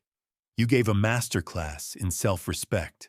To my surprise, she then confessed that she had already looked up the cruise itinerary the night before, admitting she had been quietly hoping I would find the courage to ask her along. I felt an uncharacteristic surge of bravery a warmth in my chest that had nothing to do with the setting sun. I've spent 60 years waiting for someone else to give me permission to live. I told her, my voice more certain than it had been in decades. I'm done waiting. Would you like to see Greece with me, Maggie? I watched her eyes light up, reflecting the golden hour. Asking a woman to cross an ocean with you is a lot like introducing a new theorem to a skeptical class. You have to hope the logic is sound enough to overcome the fear of the unknown. I offered the autonomy of an adjoining cabin, a safeguard for her privacy and my own nerves. Adjoining rooms, Frank, she teased, her smile widening. You really are a man of variables and safeguards. I smiled back, the soft click of my laptop mouse echoing in the quiet room as I prepared to change the reservation from 1 to 2, Santorini. The word sounded like a prayer, or a promise. As I navigated the booking site, I stumbled upon a detail I had overlooked in my previous haste. By booking for 2, I actually qualified for a legacy discount through a teachers' union travel perk I had ignored for years. It was a minor fiscal victory, but in a life recently defined by major losses, it felt like a cosmic nod of approval. Done. Confirmed. The bright blue screen glowed with our names side by side. For a moment, the Cleveland gray outside the window seemed to dissolve, entirely replaced by the imagined blue roofs of the Mediterranean. Maggie's hand brushed mine as she stood up, a genuine warm expression on her face. It's a date, she said softly. The moment of peace was shattered by the annoying rhythmic buzz of my smartphone against the wooden desk. I looked down to see a series of hysterical, incoherent texts from Tyler. His car had been repossessed in the coffee shop parking lot, and he was currently stranded, begging for a rescue I had no intention of providing.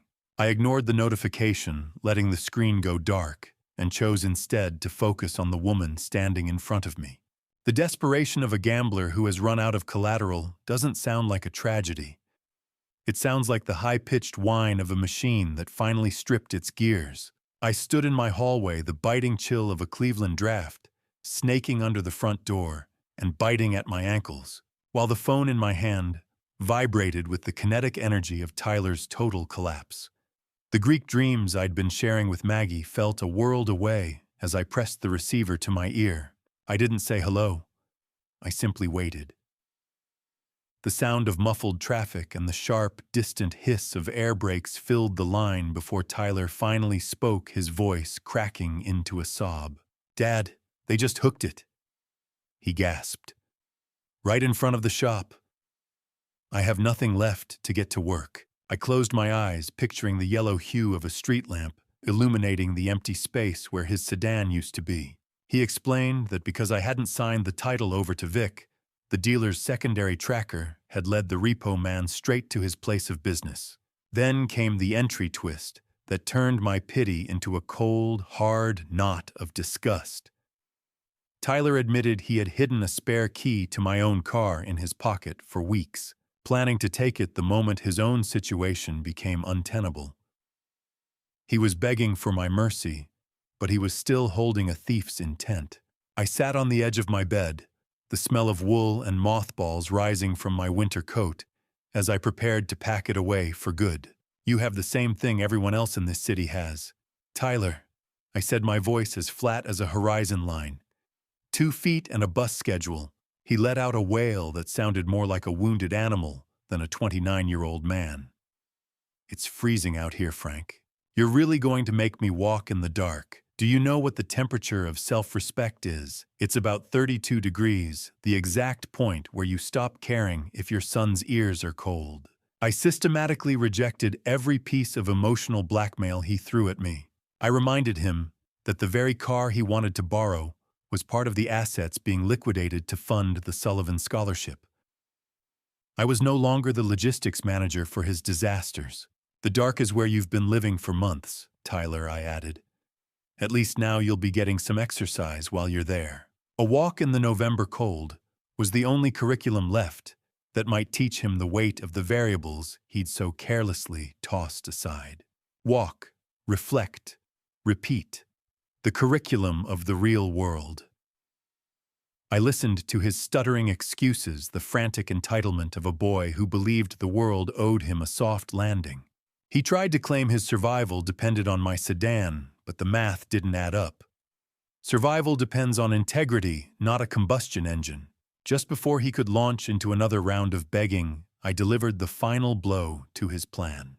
I informed Tyler that I had already changed the ignition cylinders on my car yesterday afternoon because I had anticipated exactly this move. I knew he had a key, and I'd already solved for that variable before he even knew the equation had changed. I felt a clinical sense of resolution as the line went silent on his end. The tactile click of the end call button was the most final thing I'd done all year. I hung up on his silence and went back to my packing list for Greece, realizing that the only thing colder than the Cleveland wind was the silence of a father who had finally stopped being a victim. It was time to find the watch. The bell above the door chimed with a tinny, desperate sound, the kind of noise that usually signals the end of someone's luck. But for me, it was just the start of an audit. I stepped into Gold and Grace Pawn on West 25th Street, leaving the muffled roar of Cleveland traffic behind. The air inside was thick and stagnant, smelling of stale smoke and old metal. I approached the plexiglass counter, my eyes scanning the cluttered shelves behind the yellowed light of the display cases. Bernie, a man whose skin looked like a cured ham, and whose eyes were perpetually calculating the scrap value of everything in the room, didn't bother looking up from his tabloid. "I'm not here to browse, Bernie," I said, my voice echoing in the small space. "I'm here for a watch that shouldn't have been in your window in the first place." I presented the pawn ticket information Tyler had dropped. Bernie let out a dry, rattling cough and finally met my gaze. "Look, pal, the ticket says it was a voluntary transaction. I don't police family squabbles." He then dropped a detail that felt like a jagged blade. Alex had told him the watch was an inheritance he received early because I was no longer of sound mind. My own son had used defamation as a lubricant for his theft. A pawnshop is a museum of failures, each tag a miniature tombstone for an object that used to mean something to someone. I felt the cold, greasy texture of the plexiglass under my fingers as Bernie finally pulled a heavy ledger from beneath the counter. I wasn't just looking for steel. I was looking for the last physical anchor of my father's 40 years at the mill. I felt a clinical coldness settling over me, a simmering tension that made my fingers itch to reach through the glass. Bernie flipped through the pages and stopped tapping a grimy finger on a line of ink. "It's gone, Frank," he said, his voice devoid of empathy. "Private collector. Wired the money from Varese before the ink on the tag was even dry." He explained that a high-end buyer from overseas had contacted him shortly after the watch was displayed, paying a premium to have it shipped immediately. Varese. The name sounded like a door slamming shut in a very large, very expensive house. Of course, it wasn't just a theft. It was a liquidation. I stood there staring at the empty spot where I imagined the Omega had rested. But then a strange power reversal happened in my mind. I realized I didn't actually want the watch back if it meant being tethered to the trauma of the theft. I preferred it remain with the Conte as a symbol of the honor my sons lacked. I exited the shop empty-handed, but strangely at peace, the physical link severed, but the legacy preserved in a way Alex would never understand. As I stepped back onto the sidewalk, my phone buzzed with a notification from the scholarship fund. The first applicant had just submitted their essay, and the name at the top made my breath hitch. Stepping into a home where the air doesn't vibrate with hidden agendas is like finally being allowed to breathe after a lifetime underwater. I arrived at Maggie's house for dinner, the soft blue glow of the scholarship portal still shimmering in my mind like a promise.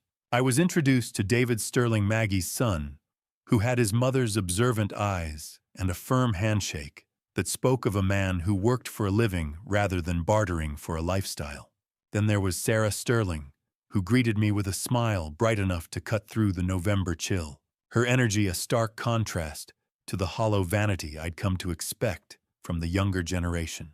I found myself waiting for the transactional tension the moment where David or Sarah would ask about my pension or my equity. Instead, they asked about my favorite books and why I still loved teaching calculus after 35 years. Mom told us, "You're the reason the scores at Lincoln are respectable, mister," Miller David said with genuine warmth. I realized I was waiting for the other shoe to drop, but in this house everyone just left their shoes at the door. I discovered that the brilliant scholarship applicant, whose name had stunned me earlier, was actually a student Sarah had mentored a kid from the same steel mill background as my father. A healthy family is like a well-balanced equation. The variables might change, but the equal sign always remains in the center. I sat at their dining table, the smell of ginger and sesame oil filling the room, and watched a dynamic I hadn't known was possible. There was no manipulative guilt, no double-dipping for cash, and no bargaining for affection. I felt the warmth of the radiator against my back and the solid texture of a handmade ceramic plate in my hands. Before I described the moment, the contrast between our families became undeniable. Are you still watching this unfold with me? Comment A if you think integrity is born, or B if it's taught, and add one short reason. Please note what follows contains recreated details for narrative purposes. The message is what I hope stays with you. If you'd rather not continue, feel free to click away now. Pot stickers, not truffles. Respect, not ransom. During dinner, the conversation flowed with an effortless grace that made my heart ache for what I had never had with Alex and Tyler. "We don't need a villa in Como," Maggie joked as she passed a platter. "We have a porch in Cleveland and the best pot stickers in the county." The laughter that followed was genuine, a sound that didn't require a down payment. I looked at David and Sarah and realized the math of their family was addition, while mine had been a long, slow process of subtraction. Then Maggie revealed the final twist. Her children were the ones who had encouraged her to ask me on the cruise. They wanted her to be happy, even if it meant she spent her time and money on herself. It was a character exposure that left me speechless. As I walked to my car in the cold Cleveland night, the realization hit me with the force of a fundamental law. My son's failure wasn't my fault, but their choice. I didn't feel like a father who had failed. I felt like a man who had finally graduated from a class he never should have been forced to take. The equation of my life had finally balanced, and for the first time, the result was a surplus. There is a specific kind of cruelty in forgiveness. It doesn't offer a bridge back. It simply removes the weight of the anger so you can walk away faster. I was standing in my bedroom, the air smelling of rain and departure, as I folded the last of my linen shirts into my suitcase. The hum of the jet engine and the Atlantic Ocean already felt like they were calling to me, a clean slate, stretching toward a horizon I hadn't seen in years. My phone vibrated against the cold wood of my dresser, Alex's international number again. I didn't answer out of obligation, but for the clinical necessity of a closing statement. He didn't sound like the aristocratic groom anymore. He sounded hollow, speaking over the distant, echoing announcements of the Milan train station. "They took the suit, Dad." He whispered, his voice cracking. "The one you paid for." I'm sitting on a wooden bench in Milan wearing a gym sweatshirt. He had been formally evicted from the Castiglione estate, a social pariah in a country that had no more use for his lies. "I didn't pay for the suit, Alex," I replied, my voice as flat as a horizon line. "I paid for the lesson. It looks like you're finally attending class." He then revealed the entry twist. Tyler had already blocked his number and refused to help. Their predatory alliance had dissolved the moment the bank account hit zero. Forgiveness is the zero in a complex equation. It doesn't change the value of the other numbers, it just makes the whole problem disappear. I watched the dust motes dance in the light of the empty room, feeling a sense of pity that carried absolutely no responsibility. Alex began to beg, his words tripping over each other as he asked for a mercy wire just to get to a hostel. He spoke of hunger and isolation, but I remained surgically calm. I took a deep breath, the cold plastic of the smartphone smooth against my ear. I forgive you, Alex. Truly. And because I forgive you, I don't have to carry your failures anymore. You are a free man, and so am I. You're just going to leave me here. With nothing, he gasped. Nothing. It was the only thing I had left to give him, and it was exactly what he had earned. I informed him that the Patrick Sullivan Memorial Scholarship was already fully funded, and that the first recipient was a brilliant student from his own old middle school, a kid who actually understood the value of $1 and the weight of a legacy. I was essentially replacing Alex's spot in our history with someone who deserved it. The silence on the other end of the line was the most honest thing he had ever given me. I didn't wait for him to find a new lie or a new angle of attack. I simply pressed the end call button for the last time, the metallic hum of my suitcase wheels, providing the only soundtrack as I walked out of the room. I passed the empty red velvet box on my way out, a hollow ghost of a stolen past, and didn't even look back. The rhythmic thud of the front door locking echoed through the hallway, marking the official end of the Miller family debt. I walked toward the airport, finally light enough to fly. The smell of floor wax and teenage anxiety has been my oxygen for 35 years, but today, the air in this auditorium finally feels like it belongs to someone else. I stood in the wings of the Lincoln High Auditorium, the squeak of floorboards under my feet, sounding like a final roll call. I looked out from behind the heavy velvet curtain at the sea of faces, students, faculty, and alumni who had heard the rumors.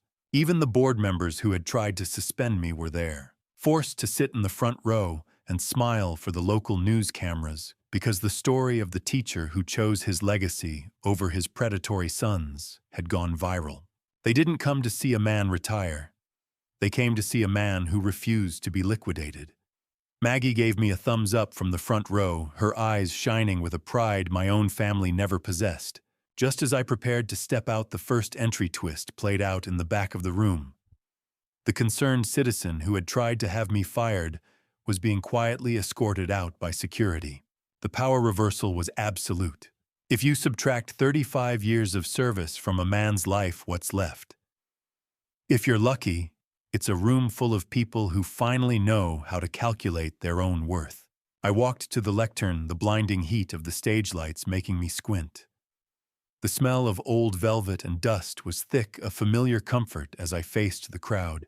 I had spent my career teaching variables and constants, but today I was here to talk about the calculus of character. Before I deliver the speech that officially redirects my father's life work into a future my sons tried to steal. Are you still watching this unfold with me? Comment 5 if you think legacy is blood, or 10 if it's impact, and add one short reason.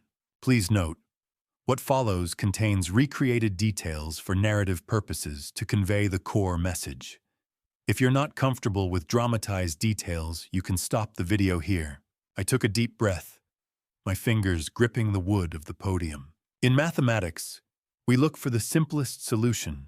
I began, my voice echoing with a clarity that surprised me. In life, the simplest solution is often the hardest, standing your ground when the people you love try to move the decimal point on your soul. I publicly announced the Patrick Sullivan Memorial Scholarship, $5,000 per year for 4 years, renewable. For first-generation working-class students pursuing mechanical engineering or skilled trades, specifically explaining that it was funded by the $158,000 equity of a house that was meant to be a home but became a transaction. Legacy, not greed. Character, not truffles.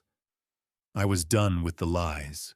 As a final note, I revealed the identity of the first recipient, a brilliant young man who was the son of one of my father's old co-workers from the steelworks, closing a 40-year-old loop of steel and sweat.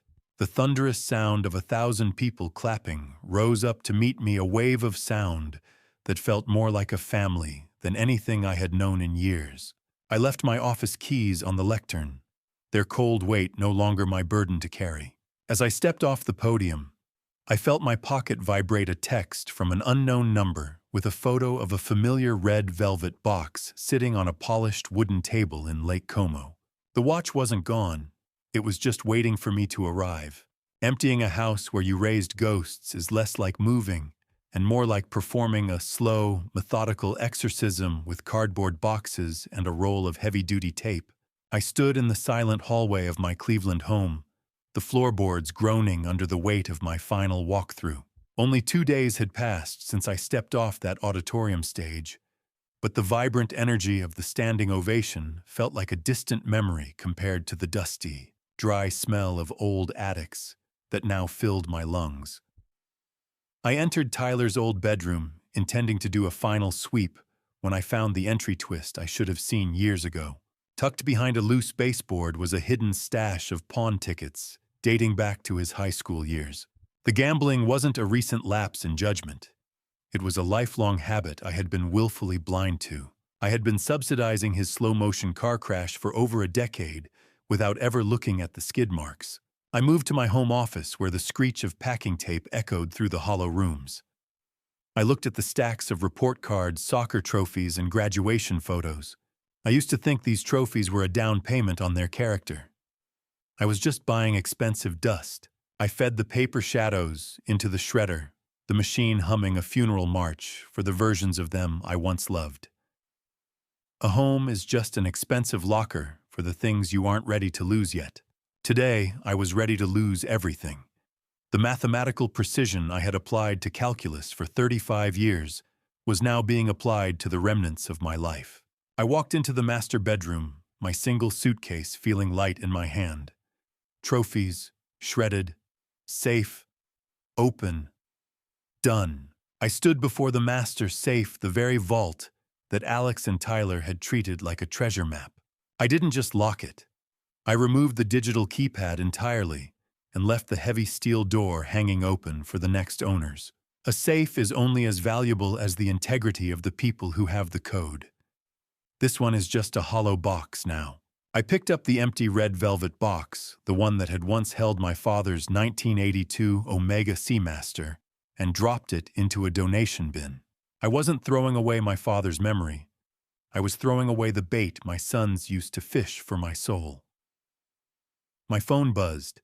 It was my realtor informing me that a private party had made an all-cash offer above asking price. The twist was the condition I had to leave absolutely nothing behind. No memories, no ghosts. It was the easiest term I'd ever had to meet. I pulled the front door shut and turned the key one last time, the cold bite of the Cleveland wind hitting my face. As I walked toward my car, a courier pulled up with a package that required a signature from the estate of Patrick Sullivan. I didn't open the box in the car.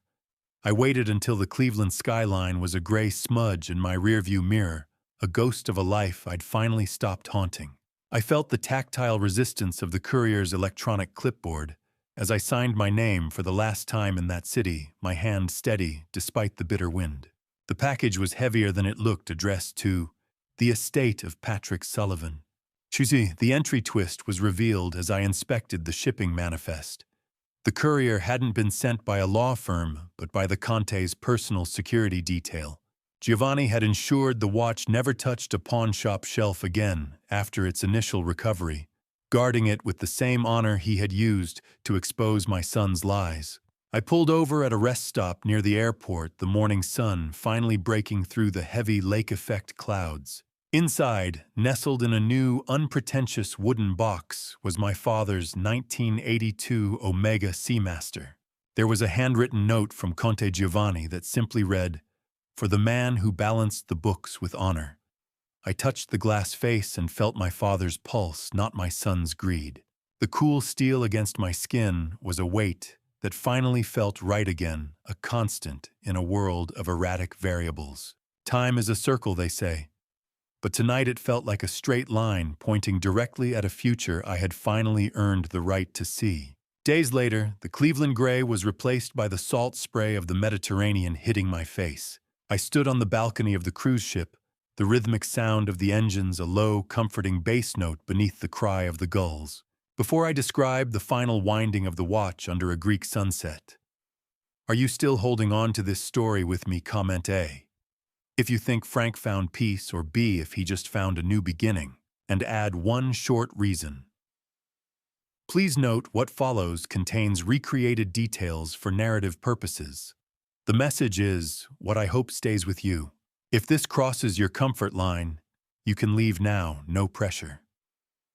I felt the warmth of the golden light on my shoulders, smelling of expensive sunscreen and freedom. I received a final, unexpectedly civil call from Patricia, while Maggie was inside our adjoining cabin getting ready for dinner. Frank. I think for the first time in 30 years, I'm not worried about what the boys are doing, she said, her voice sounding lighter than I had ever heard it. I'm just worried about what's for lunch. She had officially cut Alex off, moving to a smaller life where the currency was peace instead of prestige. Click, click, click. The sound of a life finally in sync. I performed the winding ritual, but the clicks of the mechanism didn't sound like a countdown tonight. They sounded like a heartbeat. I realized that by disinheriting my sons and funding the scholarship, I had actually become more respected in my home city than Alex ever was in Italy. The legacy was finally where it belonged, in the hands of people who would build rather than burn. I looked at Maggie as she joined me on the deck, the golden light of the Mediterranean sunset reflecting in her eyes. I looked back at the watch, and for the first time in my life, I didn't care what the time was, I only cared that it was mine. Monday, December 1st, 2025. I didn't need to check my wrist to know the time. For the first time in 40 years, the rhythm of the world was dictated by my breathing, not the mechanical ticking of a dead man's expectations. The Mediterranean was waiting, but Cleveland had one last transaction to settle. Maggie sat beside me as we pulled into the Brew and Bean drive-thru, the cold morning air at the window smelling of wet asphalt and burnt espresso beans. Tyler was working the window, his eyes bloodshot from a shift he once mocked. He recognized my sedan, his expression shifting from exhaustion to a desperate hope. I noticed he was wearing a cheap plastic watch, a black rubber strap that looked like a toy. It was a stark visual contrast to the steel legacy he had pawned for a gambling debt that never paid out. 2 black coffees. Tyler, I said, my voice as level as a horizon line. I handed him the money. Keep the change. You're going to need it for the fare. Dad, wait. I've been thinking about the car, he began, his voice cracking. I didn't let him finish. I simply handed him a printed bus schedule. The era of bailouts was officially over. Have you ever looked at a person you raised and realized they are finally, mercifully, a stranger? It's the most honest form of freedom there is. I pulled away from the window, leaving my son to the consequences of his own arithmetic. We headed toward Hopkins International, the car heater struggling against the November chill. Maggie didn't say a word. She just reached over and squeezed my hand, her presence a constant that didn't require a calculation. I could feel the Omega Seamaster sitting snugly against my skin, the specific click of the watch clasp providing a grounding weight. We arrived at the terminal, the atmosphere humming with the kinetic energy of departure and the faint, sweet smell of stale airport Cinnabon. Do you have your passport? Frank, Maggie asked, her eyes twinkling as we stood in the check-in line. Or are you still checking the safe for it? I touched the tactile smoothness of my leather passport cover. The only thing I'm checking today, Maggie, is my pulse. It's finally steady. Passport, ticket, watch, soul, all present and accounted for. I realized that I wasn't running away from the wreckage of my sons. I was moving at a velocity they could no longer maintain. As we cleared the security gate, the muffled roar of jet engines in the distance sounded like an invitation rather than a threat. Just as I stepped onto the moving walkway, my phone chirped with a final notification. The Patrick Sullivan Scholarship had just received its first corporate matching donation from the Conte's firm in Italy, doubling the fund's reach. My father's steel was finally building something that would outlast us all.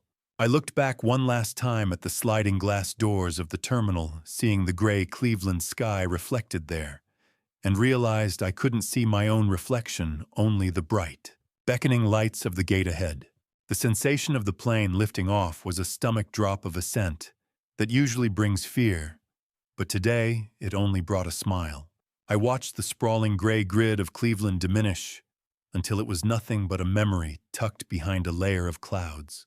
JFK is a city of transit, where nobody belongs to anyone, a sprawling limestone cathedral dedicated to the art of leaving your past at the baggage claim. Maggie and I navigated the bustling terminal during our layover with a rhythm that felt entirely new. We found a quiet wine bar tucked away from the main terminal surge, a dim alcove where the hum of airport ventilation provided a steady, mechanical white noise. I ordered a bottle of expensive Cabernet, the tart, oaky smell of the wine rising from the glasses, as I realized this was my first act of pure, unmanaged fun in decades. Maggie leaned back, her eyes reflecting the flickering blue of the flight status monitors. She admitted that she had almost turned down this trip because she feared I would eventually reopen the safe for my sons. Seeing me delete Tyler's last text without even reading it, she said gave her the certainty she needed to finally say yes. I used to calculate the cost of a layover in terms of lost productivity, I told her. Now I'm just enjoying the way the sunlight hits the glass. You're not a line item anymore, Frank, she replied. You're the whole book. A layover is the comma in the sentence of a journey. It gives you just enough time to breathe before the verb takes over again. We sat in that liminal space between the life I had survived and the one I was starting. Maggie asked to see the Omega Seamaster up close. I unclasped it, feeling the cool steel against my palm before handing it to her. Before I show you how the winding ritual has changed and what it means for my future. Are you still with me? Comment A if you think Frank is finally free, or B if the past always lingers, and tell me why. Please note the next part may not mirror real events exactly, as some details are adapted for storytelling. The purpose is reflection and learning. If that's not for you, you're free to stop here. I took the watch back, the metal catching the light. I no longer wind it to keep my father's ghost alive, Maggie. I wind it to remind myself that I am the one turning the gears of my own life now. It doesn't feel heavy anymore. It feels like a compass. Good, she said, her voice steady, because we're heading due east and I don't plan on looking back. Rome. The name didn't sound like a destination anymore. It sounded like an answer. The boarding announcement for our flight to Italy echoed through the lounge, a resonant call to the next chapter. I checked my bank app one last time and felt a strange, cold jolt of satisfaction. The Patrick Sullivan Memorial Scholarship had just received an anonymous 5-figure donation from a friend in Italy. I knew immediately it was the Conte, ensuring my legacy would thrive, while Alex's carefully constructed facade continued to crumble into the dust of Lake Como. The variables had finally been canceled out of the equation. We stood and walked toward the gate, the weight of my single suitcase a testament to my new lightness. As we stepped onto the jet bridge, the sudden pressurized silence of the tunnel enveloped us. The heavy door thudded shut behind us, and for the first time in 60 years, I didn't feel like I was holding the door for anyone else. I was simply walking through it. Wednesday, December 3rd, 2025, day 3 of the cruise. The Greek sun doesn't just illuminate a landscape.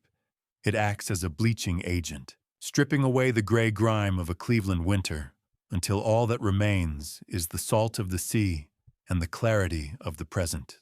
I stood on the deck of the luxury cruiser in Piraeus, the low tectonic vibration of the ship humming through the soles of my shoes. The air was salt-heavy and warm, a stark contrast to the pressurized silence of the jet bridge I had left behind in New York. Maggie and I settled into our adjoining suites, and for the first time in 60 years, I felt a total lack of urgency in my chest. I had spent my life managing the clocks of others, but now the only variables that mattered were the direction of the wind and the depth of the blue water. The entry twist arrived as we were being welcomed aboard. I realized the cruise line is actually owned by a parent company that the Conte's firm handles the textiles for, making me an inadvertent VIP guest of the very man Alex tried to scam.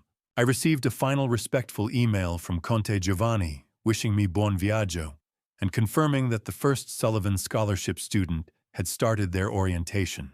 "You're smiling at your phone," Frank Maggie said, leaning against the railing with a glass of dry Greek white wine.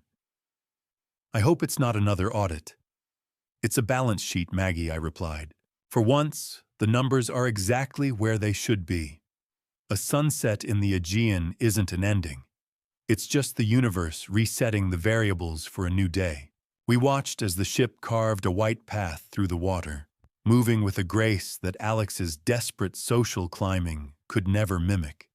The ship anchored off the caldera of Santorini as the sun began its slow, magnificent descent toward the horizon. The blinding white reflection of Santorini's cliffs turned to liquid gold as the light shifted. I stood on the private balcony, the smooth, cold weight of the 1982 Omega Seamaster in my palm. 16 clicks. One for every decade of my father's labor, and one for every year I was finally going to live for myself. I performed the winding ritual, but the clicks didn't sound like a countdown. They sounded like a heart that had finally found its rhythm. My father gave me this steel to remind me that my time belonged to me. I told Maggie my thumb finding the crown. It took me 60 years to actually hear him. I discovered a single unsent draft in my email to Alex from months ago, a long, angry list of grievances. I finally deleted it, realizing that even my silent anger was a debt I no longer needed to collect. The ledger was clean. I looked at Maggie, the Santorini light catching the silver in her hair and the warmth in her eyes. And for the first time in my life, I didn't look at the watch to see how much time I had left, I just let it tick. Friday, December 5th, 2025. Day 5 of the cruise at sea between Mykonos and Crete. Blood creates descendants, but only shared sacrifice creates a legacy. And I was about to find out exactly whose future I had bought with the wreckage of my own past. I sat on the ship's observation deck, the blinding white glare of the sun on the water forcing me to squint even behind my polarized lenses. The rhythmic thrum of the cruiser's massive engines was a low, comforting vibration that seemed to sync with my own pulse. I held the smooth tablet screen in my hands, waiting for the final dossier from the Patrick Sullivan Memorial Scholarship Board to load. When the file finally opened, I found myself reading the essay of our very first recipient, a young woman named Maria Gonzalez. Her words about the value of a second chance and unearned grace were mathematically precise in their honesty. Then the midpoint twist hit me like a physical blow to the chest.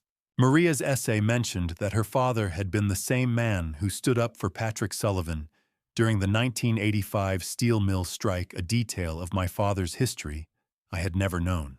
The debt wasn't just being paid, it was being returned to the source. "She wants to study mechanical engineering," Maggie, I whispered as she sat beside me. "She wants to build things that last." Maggie set down her drink, the glass clinking softly against the metal table as she leaned in to read over my shoulder. "My father would have liked her," I said, feeling a soul-deep vindication. He wouldn't have understood the calculus, but he would have understood the calluses of her father, the same hands that once stood beside him on a picket line 40 years ago. If a man loses 2 sons but gains 100 futures, is he still bankrupt?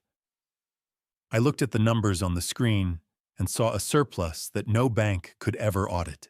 We moved to the aft deck, watching the wake of the ship disappear into the vast, shimmering blue of the Mediterranean. I realized then that Alex and Tyler were likely still struggling in the shadows of their own making, chasing ghosts in Milan or Cleveland. But I had successfully transferred my father's steel into a vessel that wouldn't leak. The air here smelled of ozone and expensive sea salt, a fragrance of freedom that I was finally allowed to breathe. I was no longer a father to thieves, Maggie. I was a patron to builders. The math finally balances. Zero sum, but 100% pure. The safe was empty. The bank was full. The war was over. I watched the final notification pop up on the screen, a plan reveal that gave me the ultimate peace of mind. The scholarship had been officially endowed for 50 years, structured with such legal density that Alex and Tyler could never touch a cent of it even after I was gone.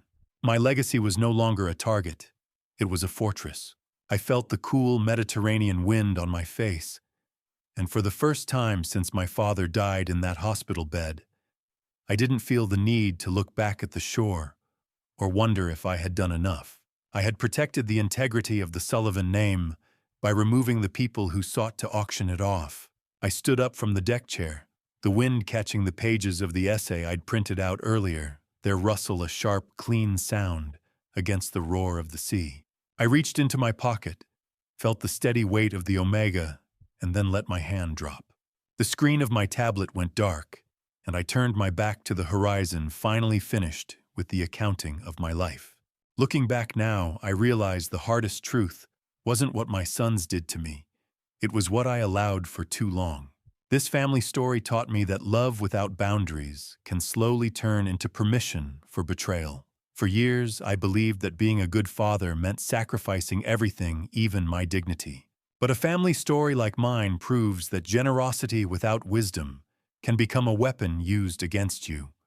If you are listening to this, learn from my mistake. Do not confuse loyalty with blindness. Even in a painful family story, truth eventually reveals who people really are.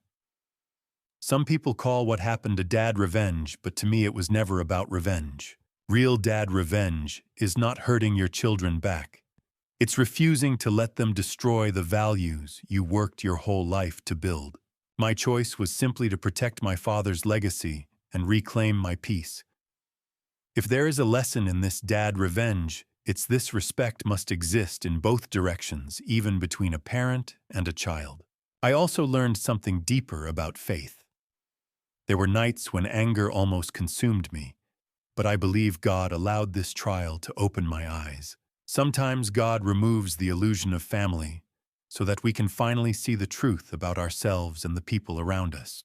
So if you take anything from my story, let it be this: do not wait until betrayal forces you to stand up for yourself. Protect your values early. Love people, but never at the cost of losing your own soul. Thank you for staying with me through this journey. I would truly like to hear your thoughts. What would you do if you were placed in a situation like Frank Miller facing betrayal from his own sons? Share your perspective in the comments below. If this story moved you in any way, consider subscribing so you won't miss future stories about family choices and personal redemption. And a small note: while this narrative draws inspiration from real social themes about family trust and inheritance conflict, certain elements have been dramatized for storytelling purposes. If this type of content isn't your style, feel free to explore other videos that may suit you better.